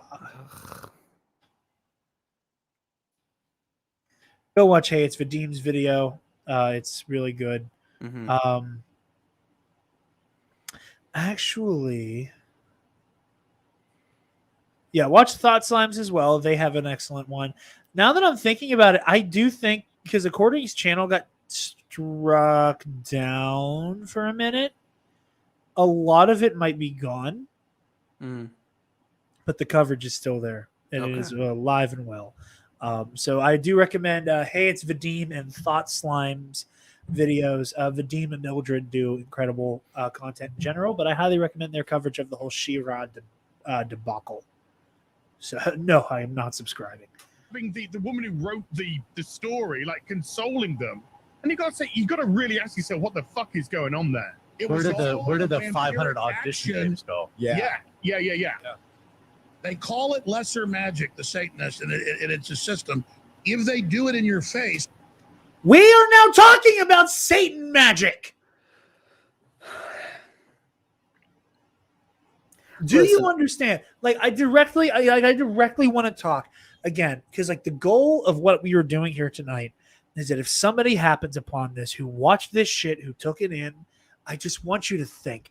If you're somebody who's into the Fandom Menace, who's into these people, into Geeks and Gamers and Doomcock and RK Outpost and Nerdrotic quartering, I need you to listen to me for a minute here. Like, legitimately, sincerely. Like, I'm not trying to make jokes. I'm not trying to dunk. I'm not trying to do anything like that. If the problem has been politics and our pop culture, and we're talking about Satan magic right now, what went wrong? This is disqualifying. I'm going to keep saying it. There is not a single opinion any of these men will ever have that is worth listening to after this. You like we're co-signing QAnon shit. We're co-signing the concept of Satan magic. And we're about to get back into that clip because it's a doozy. But just remember, like, it started with Ray doesn't have enough training with a lightsaber. Now, I shut off the stream, not our stream, but that stream, because I was on the wrong screen. Yeah. They get like double bonus powers, like when Mario or Luigi gets the mushroom. MAGA Mario. Making a re-entry. If they show you the abuse openly and flaunt it, they get more power. Build the wall. It's disgusting. And one thing that, you know, like, you're really just trying to roll past that. Like, he didn't just say what he said. It's disgusting, Alex. And he's laughing. He is laughing. He's laughing at Alex Jones and he's laughing at you, the viewer, if you're taking any of this seriously. Jesus. They get bonus points like a video game. If they show you the abuse openly and flaunt it, they get more power. I love a video game because like it's geeks and gamers. And get it? That, you know, I think they've been rather successful at for the most part is having people fear talking to you. And that's one thing that I think we weren't going to allow happen, because I think that no one has to believe Alex Jones, but he has a right to be heard. And I think that's just the bottom line here. And if you hear his words, hold on. that no one has to believe Alex Jones, but he has a right to be heard. And I think that's just the bottom line here. And if you fear his words, he's probably saying something that's hitting close to home. That's And even the way Bill I've Maher always said looked that, at it. and If you fear what Alex Jones has to say, it's because what he's saying is hitting too close to home. I don't know where these people fucking live if that's hitting too close to home. So I have I have something I want to share with you guys. This is a clip from InfoWars about a week ago. Pay no attention to the name of the file. So quick little I don't want to say sidebar, but do you guys in chat remember the crazy quote unquote doctor who did the whole demon sperm thing? The one from Africa or whatever? Yeah. I don't forget remember what's what her she's from, name. but she certainly has an accent. Mhm. Jones had her on the Alex Jones show the other day. So I'm explaining why the name of this file is Demon Cum Lady. Welcome back to the cum. It's the Cumcast again. It's the Cumcast, everybody. So I just want to again say this is Jeremy from Geeks and Gamers saying maybe what Alex is saying is hitting too close to home. Yes, Michael, I'm playing that acknowledgement is the reason why I went to band.video to find this clip. Wake up, humanity. We have to wake up. by the way, it was in the Associated Press in like 19, what was that year? Like 1990 something. It was an AP that Al Gore was getting off Air Force Two, and a refrigerator fell open full of bags of blood. And it said, oh, he just takes them with him for transfusions. I mean, these people are weird. They're not weird, Alex. They are not human, and they need blood like vampires to survive. The world has to hear this. It is in the Bible. It's in Daniel 2:42. It is Revelation 13. They are not human, and they want to destroy us. They cause wars. The Bible says in the book of Nahum chapter 3, say, woe to the bloody city. It's all full of lies and robbery because of the whoredom of the well-favored harlot that, causes nations to be destroyed. You know what I'm saying? They want people to be destroyed. They want people to die on the streets because they love to drink. They are not human. And humanity has to wake up because the church has to wake up and deal with this. Oh, I agree. Bill Gates is not human. All right. I want to get Dr. Stella Emanuel back on soon because I've seen her do speeches on treatments and the thousands of patients she's had as an MD. That's very important. But I think it's important to get her perspective on this because people that have discernment, and I see a lot of the things she's talking about. When he says discernment, he is referring to the idea that through God and the Holy Spirit, she is granted some form of psychic clairvoyance.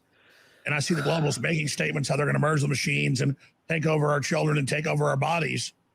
So is she spiritually seeing the future and then overlaying it over what's happening now? Or is it already worse than we think and already going on? Well, I know the Senate won't outlaw human animal clones.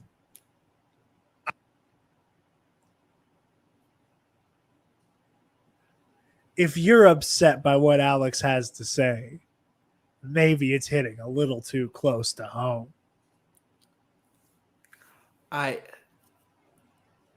truly had no idea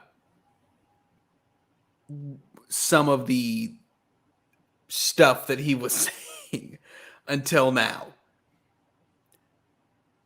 What is any of this? People believe this? You know who I can tell you believe this? Apparently everybody on this screen. It's hitting close to home. That is this is the horse. This is the horse that the Fandom Menace has decided to back and stake their entire careers on it. I hate him, but motherfucker, Doomcock is the smartest one of these sons of bitches because he has nothing to do with this shit. Y'all got outplayed by Doomcock. That's a You pretty. did Doomcock did that. Dude, Doomcock having beef with that Ryan Kegel, whatever the fuck his name is. Doomcock having beef with him and therefore Geeks and Gamers is the best decision he ever made for his like shitty career ever, because that means he dodged this goddamn bullet. And I appreciate Bill Maher saying, hey, everybody gets to talk, including Alex Jones, because what's dangerous is I've learned being deplatformed off of everything but Infowars.com, Newswars.com, Band.video. There's millions of people a day that come to it, and then they share it out. And then I also just want to say that for reference, at 1 hour and 39 minutes in my notes, I have Alex is worth talking to. Demon Come Lady clip is how that is labeled in my notes. For anybody at home. Oh my so God. yeah, we're gonna skip ahead a little bit because this part's really fun. So like, Alex Jones is infamous for his misinformation that can prove to be dangerous in the long run. But one of Alex Jones's little tricks he likes to do is when he calls for violence. And I just want to say, and even with the Demon Come Lady clip, the repetition of they're not human, they're demons, they're evil, they're vampires. The globalists are going to kill us. We're all going to die. In 9 years' time, we're all going to be dead. Just like with January 6th, what everybody say about Trump, that they're taking our government away from us. They're this, they're that. That the language invites violence, and that is the problem. Did at any point Donald Trump say, hey, go lay siege to the Capitol because XYZ? And did he say those words explicitly? No, but it's incredibly implied. This is Jones at his most dangerous. With the aerosolized Prozac, and the guy go, of course I know we're killing everyone. I like to kill people and rape their dead bodies. If the movie was accurate, he'd go, of course we killed everybody. That's the only thing he had a conscience. The globalists are like the Reavers. The globalists are who wrote. Imagine the Reavers. I love how excited they all get because this is in the middle of them making like a Firefly Serenity comparison, and like literally. Again, these are the same people. Look at the Nerdrotic YouTube channel right now. There's a video that just of like complaining about Shang-Chi that just says consume next to it because everybody's these brainless idiots who just consume whatever's put in front of them. It took Alex Jones 30 seconds of making like a Firefly Serenity reference, and everybody's smiling. Everybody's finally happy. They're all clued in. They're enjoying themselves. But yes, please keep projecting on everybody else your mindless drone behavior, you pricks. So how do we stop the Great Reset? How do we stop this push for global authoritarianism? I mean, oh my God. 2030 is not that. So now just remember how we got here. Space wizards. So now they're like in on it. They're asking, how do we stop the 2030 for everybody from dying? Like they're in 100%. They got red pilled. They red pilled themselves. Well, I want to get to that. That's kind of my closing statement I want to make, and I want to come back to that. Far away, so we only have like 9 years to slam on the brakes on all this. Well, you want to know what they're doing? That's so fucking ridiculous. I'm sorry. They already have a lot of live extension technologies. They've already got a lot of therapies and things that'll extend your life out of you. You know, people that can live another 20 years or so are going to be able to live 100 more. They won't really be human by the end of it, but you can extend it. If you extend out that long, maybe you can resurrect yourself in stranger eons. Maybe even death will die. Improperly quote H.P. Lovecraft. So they want the future. They greedily want to control it. And it's true. 7.5 billion people planning out at 9 building as a time bomb, nuclear weapons, resource wars. Their excuse is go get rid of us to try to get a smaller, more manageable group to then, quote, evolve to this new superhuman. Except they're all a bunch of DuPonts and globalists and just inbred crazy people who are the worst to go forward. And from big, giant masses of people, you get that innate genius that of every race, color, and creed that builds into the future. So elites are always trying to put people. Listen, I'm throwing rocks out of a glass house right now because I do it all the time. Most recent episode of Knights of the Nerd Republic, I was trying to talk about Knights of the Old Republic and just straight up burped halfway through the sentence by accident. Alex Jones fighting down a fucking burp is hysterical to me. Like, I don't know why. Like, it's just one of those stupid little idiosyncrasies that's happening here. He's like, like every other word. It's beautiful. People on small pieces of land and starve them and keep them down. The time of Plato, 2,300 years ago, he wrote in Plato's Republic, there's too many poor people. We need to exterminate them. They're crushing the breast of Mother Nature. There was like maybe 200,000 Greeks on all the islands. Okay, so Malthus 300 years ago said we should poison with smallpox all the poor people and cram them into tiny houses that are 200 square feet so they all die. We should kill all the Irish. And then Thomas Swift wrote a modest proposal, so let's just eat the Irish children. And some rich read it and thought, well, of course we will eat them. So, and then I did a whole rant about eat your neighbors, and they took it out of context. So, we love that. What was your question? I don't mean to interrupt. I forgot the question. I'm being rude here. What was the question again? How do we stop How do we stop it? We realize we engage the globalists at their level when they distract us. I just want to take in. I forgot the question that he just went on such a line of bullshit on a very serious question.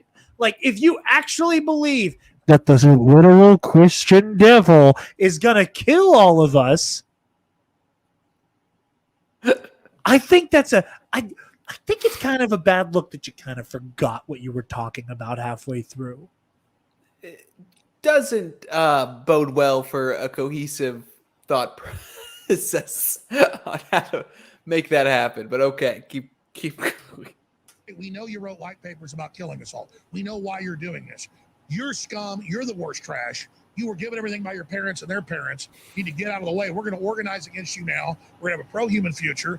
And yes, it's true we become slovenly, we become decadent. Yes, it's true, but you've helped grease the skids with Hollywood and all this. And so you need to understand, you try to get rid of us, we're going to make sure you go first. And then they're going to back off. But then we've got to have a real discussion about real sustainability and real technologies and real exploration and making it about human endeavor and real competition where we celebrate leaders and alphas, everybody else, but then we take everybody else with us into the future, but we also crush psychotic predators. We hang them till they're dead.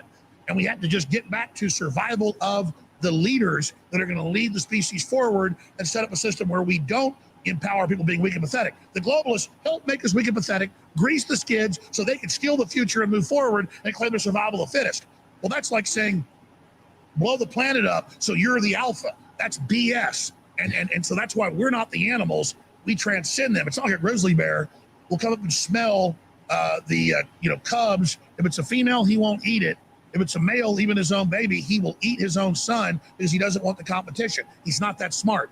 And that's really the level of these people is they want to kill their competition. So we need to say, well, we deserve to die if we let them kill us. But we're going to rise to the challenge. You want survival of the fittest, we're going to beat you people. And after you've been indicted and tried and found guilty of war crimes, Nuremberg 2.0, we're going to publicly execute your ass. Also, I think you got to be willing to try them and hang them high. And you got to be willing to say it. You think I make friends with them saying that? I want to legally, lawfully, no violence offensively. I'm going to not do it outside the courts. But we're going. I love how these fucking pussies can't commit. Like, we're going to do outside you've the gone courts. this far. You've come this far. You've come this far. Why are you getting squeamish now that we're talking about public hangings? Or are you lot too fucking stupid to understand that's the logical conclusion of all of this? The thing that's like the weirdest to me is they all have the same face. Like when Zack Snyder said that he didn't want to associate with them anymore. Well, here's the funny thing. Like that, like they have the same energy. He's uncomfy. He's digging it. This is one of Steven Crowder's producers. The quartering doesn't know whether the shit his pants or wind his watch, but that's just a Tuesday for him. He's surprised that he's saying it out loud what he's been thinking for years. I don't trust a man with a soul patch in the 2020s.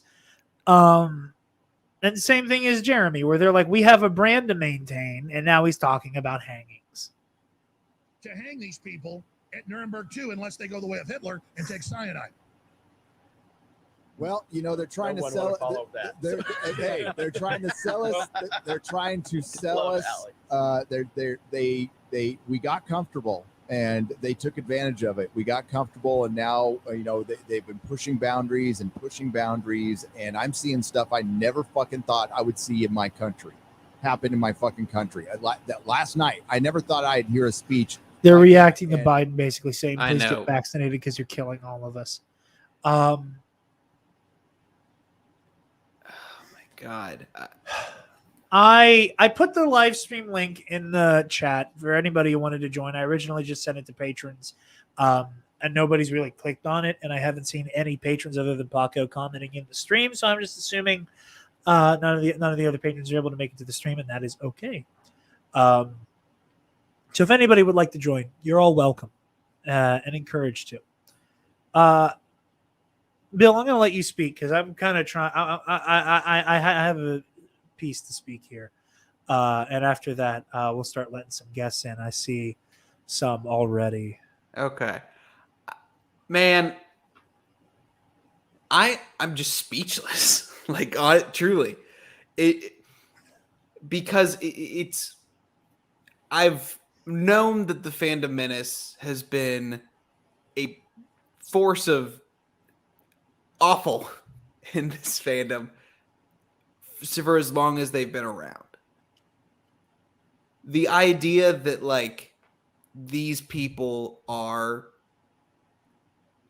comfortable with just having Alex Jones just on their live stream, are comfortable with him coming on to say his bullshit, and then saying that we're lesser fans because we enjoy the sequel trilogy, we enjoy The Last Jedi. No, like, they have no place in this fandom. Like, just point blank. If you are willing to sell your soul for clicks, to sell your soul to a person that is the antithesis of everything that made Star Wars, I'm a political person by nature. I've always enjoyed talking politics, being politically active. This is fucking batshit crazy. And like the fact that this has just been allowed to fester and to just sit there while people will say, don't give them a voice, don't give them a voice, don't give them a platform. They've got the fucking platform. Like, they've made it. They have way more viewers than either of us combined do. Any of our friends combined do. Like, this is, I am leaving this profoundly scared of where we are in this fandom, because like I see a lot of great, wonderful people, but like this scares the shit out of me. There is a phenomenon that I have talked about ad nauseum called the alt-right pipeline. The online alt-right pipeline, that is, wherein the way that YouTube and the algorithm in general caters to our watching and listening habits will start you at a seemingly apolitical and neutral point. Your edgy streamers and content creators. At one point it was referred to as the Pewdie pipeline. That PewDiePie, for a very long time, was looked at as this like weird ground zero for people, kind of just like, okay, well, you start at PewDiePie, and then because like you end up in that like edgy teenage boy sphere, you end up with your fucking Ben Shapiro's and your Steven Crowder's, where it's all edgy humor and owning the libs with facts and logic. And you start in this apolitical place, or seemingly apolitical, but has those undertones because everything is political. Where you have your like, oh, like where you're offhandedly making like anti-SJW style jokes, that's slowly crescendo and falling further and further down that pipeline to as far right as they can get you. And the fandom menace in a post-Gamergate internet is remarkably good at being the first step, at the born of ignorance critique of, oh, it's too political. Oh, I like, does it have like I get it. I'm not upset by it, but like, does there have to be a black guy? Because it feels like they're doing it with an agenda. And you have that like that dog shit, your media literacy is in the toilet take. And that is a great place to start the pipeline. What has happened to the fandom menace? What terrifies me? What absolutely makes me afraid? And I am not being dramatic. I am not trying to fearmonger. I am not trying to make a big deal out of nothing. This shit is important. The alt-right pipeline, it's opening its gate. Your gateway drug into this shit has become just as radical as the end game. For about 3 weeks now, I've been trying to make an episode like this happen about Doomcock. I have been planning an episode that was meant to be a Doomcock hit piece for like 3 weeks now. And the reason it kept falling through is that everybody I wanted to have on for it, schedules kept falling apart. Or something would break, like the KOTOR remake got announced. And it was like, okay, well, I'm just going to put this, this Fandom Menace hit piece on the back burner because one of the biggest Star Wars stories of all time is relevant again. Because the Fandom Menace narrative has become indistinguishable from what I can only compare to QAnon. The only thing that is missing, or the only differences, are the names. The way that the Fandom Menace talks about Kathleen Kennedy, her power and position within Lucasfilm, and the Schrodinger's cat that is her career therein, can only be compared to the constantly moving goalposts of when the storm is coming, when all the Democrats are going to be arrested, tried, and executed. Looking at you, Alex, go fuck yourself. All of that is indistinguishable from each other. And it's this weird phenomenon where the end game of the pipeline and the very beginning are so similar. And because you have these, and again, it's a profile that's been done to death. And Michael, I'm going to put you on here soon, man. I'm sorry. I'm ranting and I got to get like the point of this stream was what I'm saying right now. So I apologize. And you're waiting. You're being very patient. I thank you for it.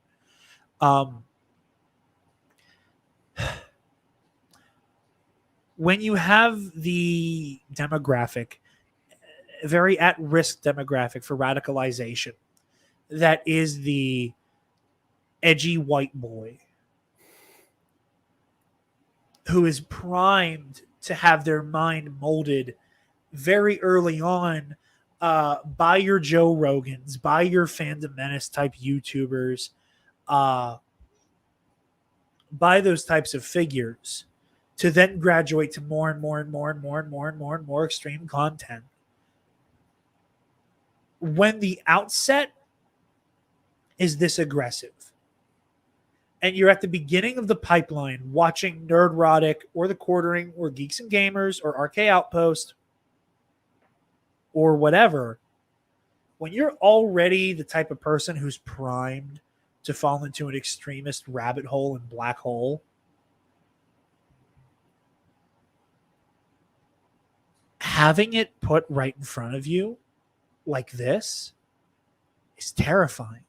You it's like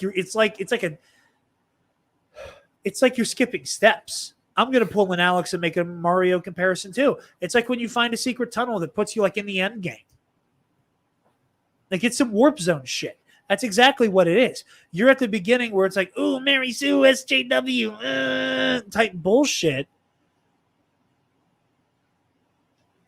And on top of that, it's, and the vaccine is poison. It's going to kill you.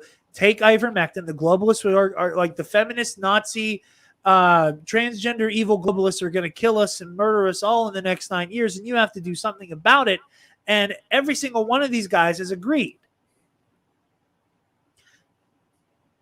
That's terrifying to me. And I think that moving forward, from now on, and I know a lot of people say, don't engage, let them live in their little corner. That's not possible anymore. It's a cancer and it's growing. And from now on, anytime any of these asshats rear their ugly heads in public, it needs to be met with a cacophony of people asking, if you believe what you said you believe on your stream with Alex Jones, why are you uploading this video today? If you truly believe that Hollywood is being controlled, Hollywood and the world at large is being controlled by Satanist pedophile monsters who are drinking baby blood, if that's truly going on, why do you give a shit about the name of Boba Fett's ship? Why is that consuming your every waking moment when it's being controlled by pedophile Disney anyway?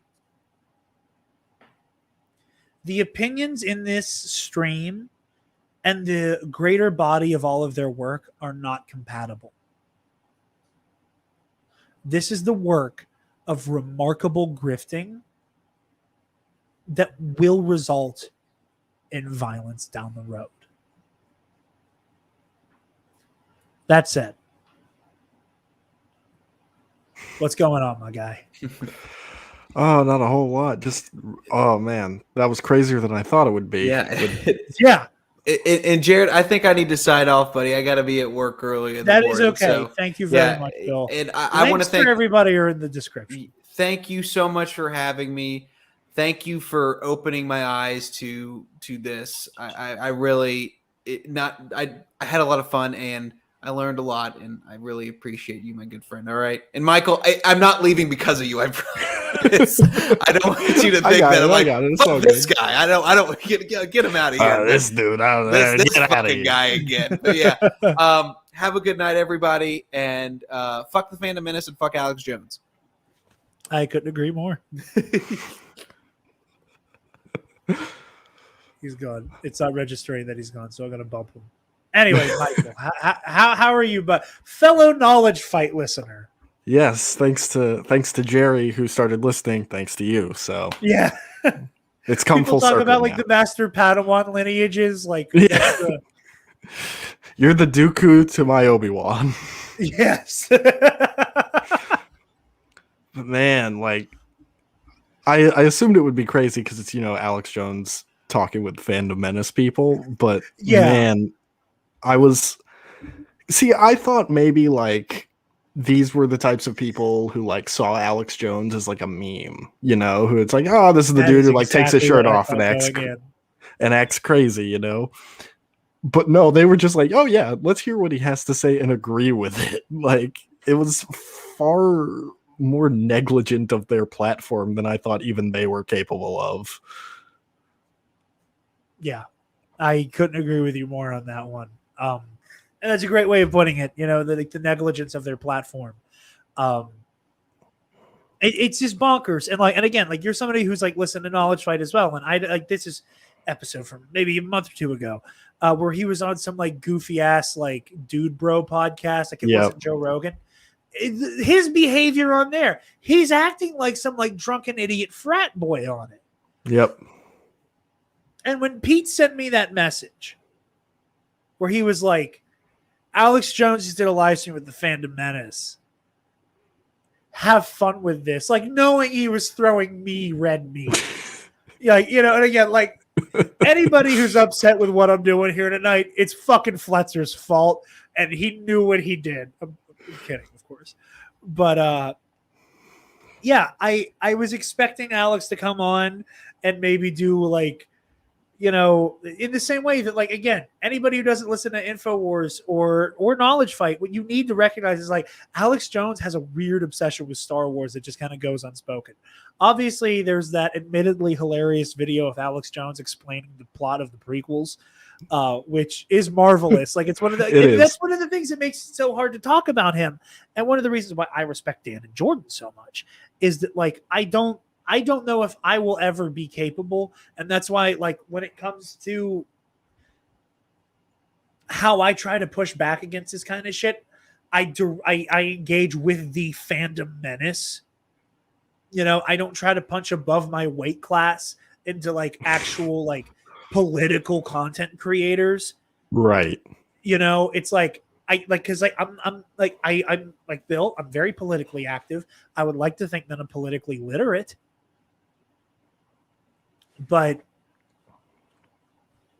you know, that's not what I do. That's not what I cover.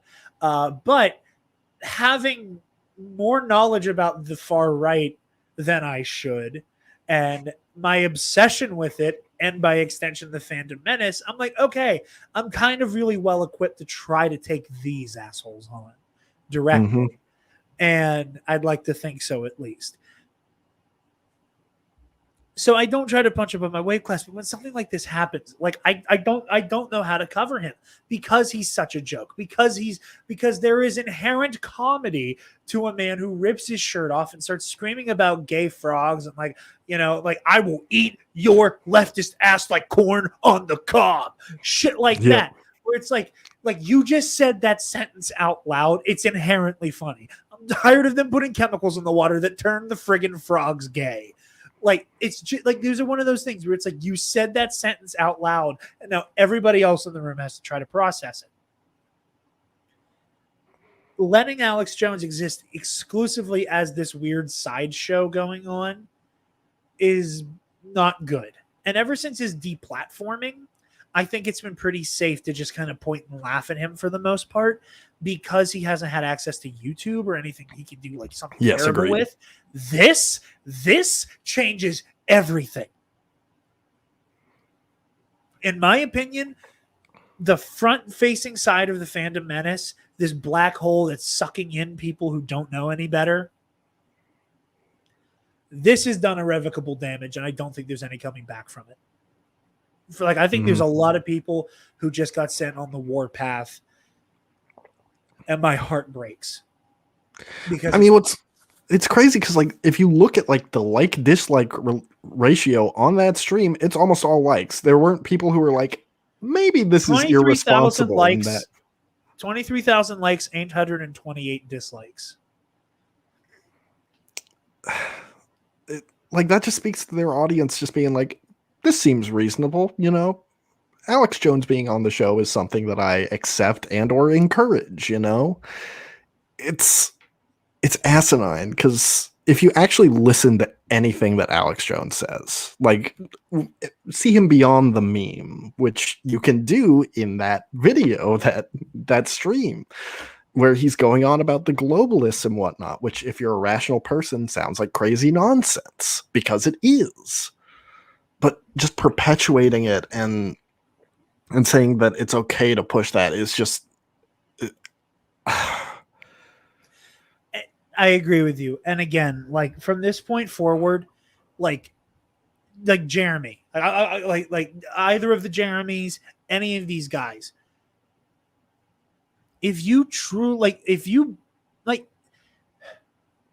there's this web of deceit happening here. That is what blows my mind. That either you've been lying this entire time about your motivations for doing what you do, and they say it's like, yeah, it looks like this is exactly what we do. It's like Ryan Kegel. I'm gonna keep calling him Kegel because it probably would upset him. You discount Mike Kalinowski looking cocksucking motherfucker. But he's like that's why we do what we do. What? Since when? Mm-hmm. This started because someone with a vagina picked up a lightsaber. No, it was the globalists. That's what it's always been. It's been the pedophile globalist this entire time. You know, or like Jeremy with his whole like, yeah, I'm a big fan. I've been watching for a long time. If you have, and if you mean what you say right now, that you have been watching for a long time and agree with what he's saying, the entire existence of your channel is an incredible grift. Mm-hmm.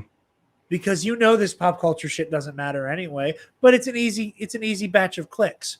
Or you're lying to Alex Jones because you know recently it's been anti-vax, anti-mask, and that shit's fun. Mm-hmm.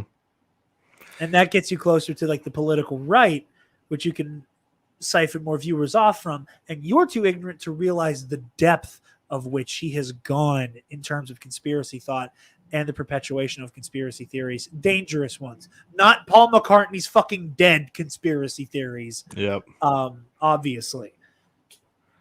Yeah. So that like all of them have confessed to being liars here, directly or indirectly. And speaking of directly, I would love. I'm happy I have you on the screen with me for this. Connor, if you're still watching, buddy, Connor sent me this earlier and I was like, hey, I love you. I appreciate you. I already have this in my notes.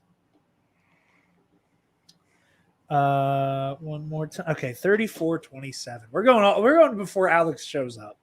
Oh boy. And again, when I said everything they say on this stream should be disqualifying, this especially.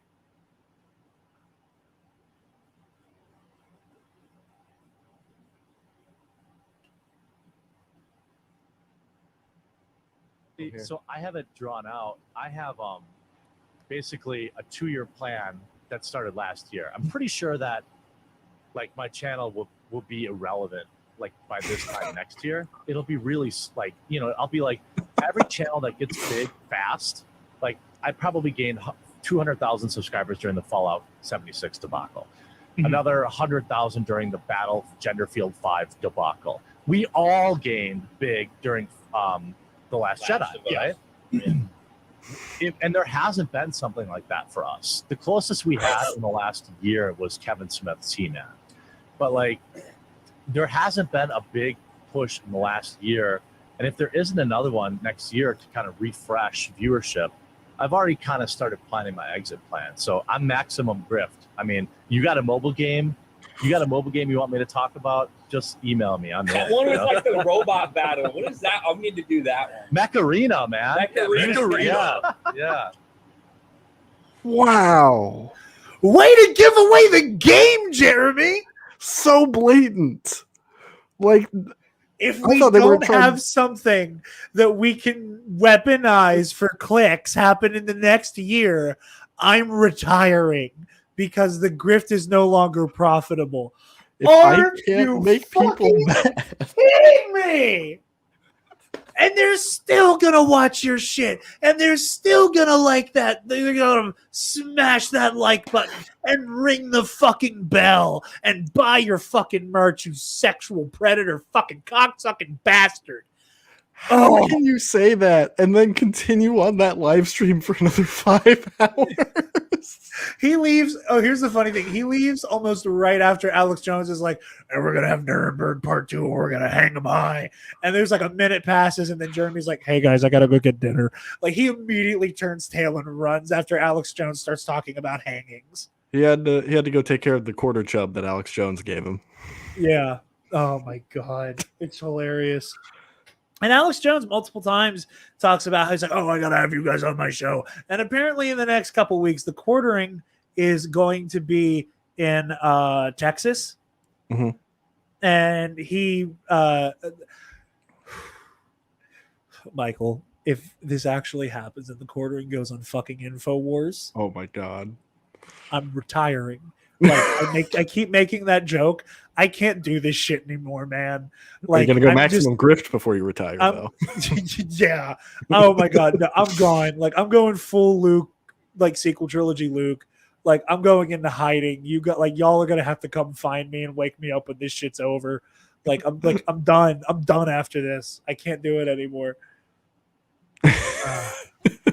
Genetically modified organisms or yeah, for sure.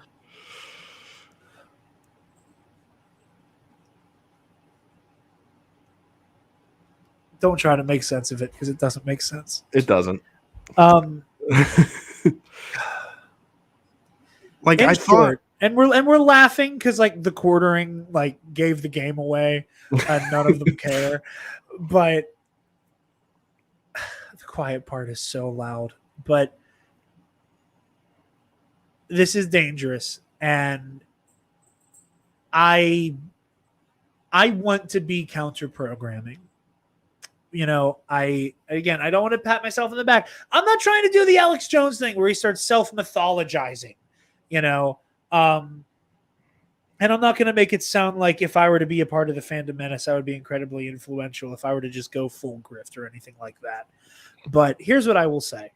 Whenever like all the Nerd Academy people, because, you know, no secret, we used to be a part of Do-Back Discussion. When we went solo and we were setting out our own path, I made the decision that I still wanted to stay news-oriented with TNAT proper and KNR. And the main reason is that most of the nerd news publications, like I'm not talking Deadline or Hollywood Reporter or Vanity Fair, you have Nerdist and IGN and the Mary Sue off the top of my head are the only ones that I will like confidently say are not capable of being wooed by Fandom Menace clicks. Mm-hmm. And even then, IGN shit the bed with the Boba Fett Starship stuff. Boy, howdy did they.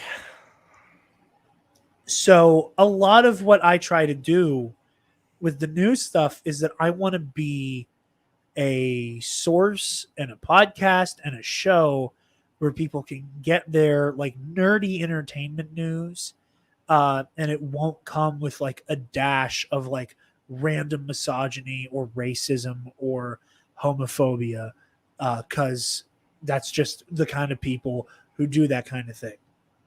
Yep. I have always wanted to be counter programming to this shit. And again, I respect the opinion that giving Alex Jones any more of a platform, and any of these assholes more of a platform, is bad for the discourse. I respect that opinion. I disagree with it. I think the only way that the needle is moved and that people can reject it is if they see them getting dunked on, being disproved, having adequate pushback. And, you know, I would like to hope that this is adequate pushback. I would like to think that at least one person can stumble upon this, watch it, and look at the hypocrisy. Have like Alex Jones's past be discussed to the point where you realize that his place here on this live stream is incompatible with his worldview, and their worldview is incompatible with his, beyond I don't like brown people or people with vaginas or queer people. And that beyond that opinion, they have no common ground. And that this is a grift, and that this is a lie, and this is smoke and mirrors. That's my hope. Is that at least one person can see this and go and see the horse shit. Or the horse paste. Whichever you prefer. I hope we did it. I hope I did an adequate job. Trey and Bill and Michael, you guys have been great. Yeah. We got a couple more comments straggling in. If anybody wants to join in, feel free, because I'm probably going to wrap this up here soon. I got Meatloaf waiting for me, and it's been a long day, and I'm fixing to listen to Mary Shelley's Frankenstein on Audible to kick off my spooky month. And oh, good God. Hold on. One moment. I'm trying to riff here because I see who just joined and I need to make it funny. Oh boy. Ladies and gentlemen.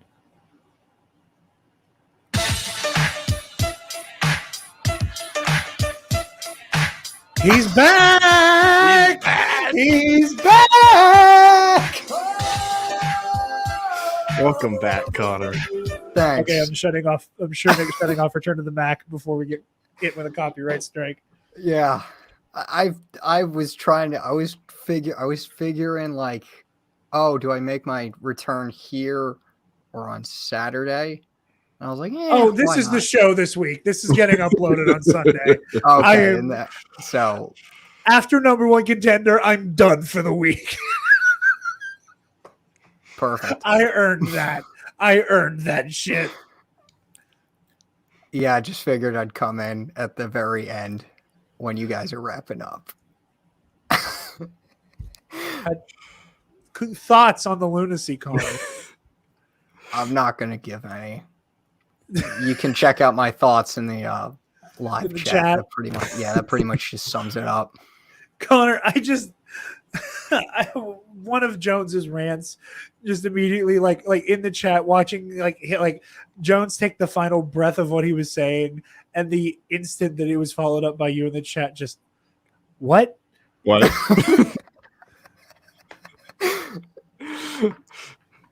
Like again, like we're laughing because it's absurd, like it's an uncomfortable laugh. None of this is fucking funny. No, it's pretty hilarious, but also scary. It's funny in the moment with scary implications. Yes. Yeah, that's clever. I like that. That's pretty much. I'd say that's pretty accurate. So, what the hell is happening here?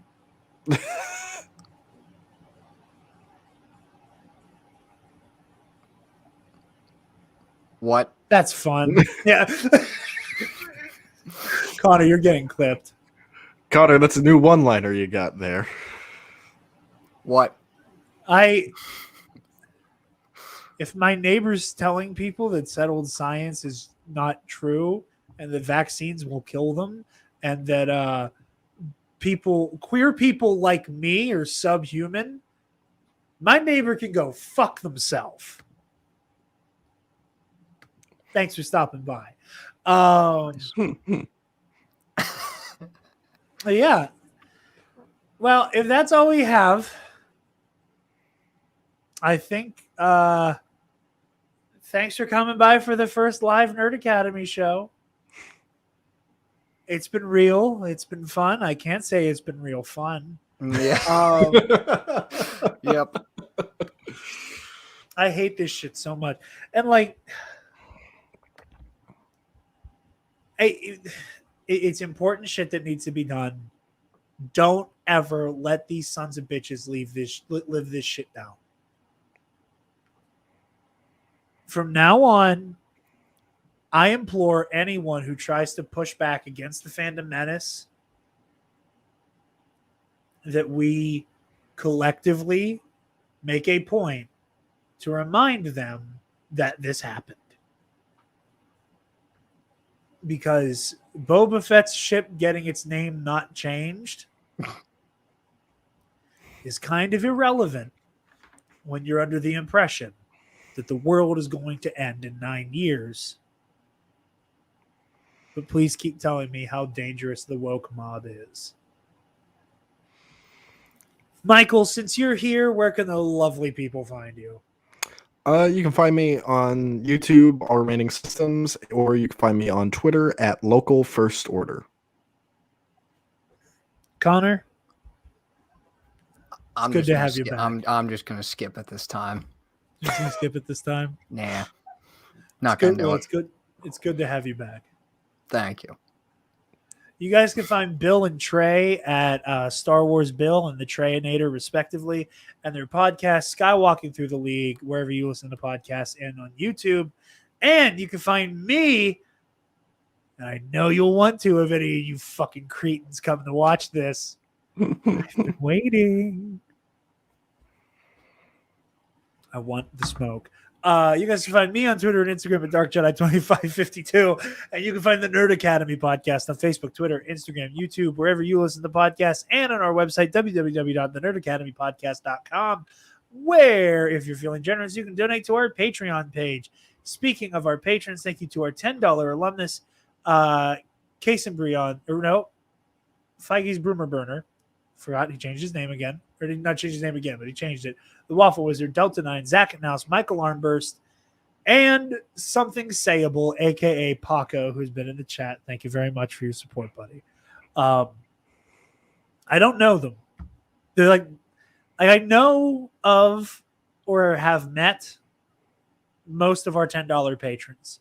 And then there's Paco, who's just this wild card that I have no idea who they are other than the one who keeps changing their name and shit.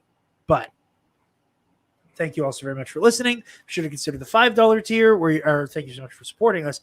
Consider the $5 tier. We get access to the Knights of the Nerd Republic versus series.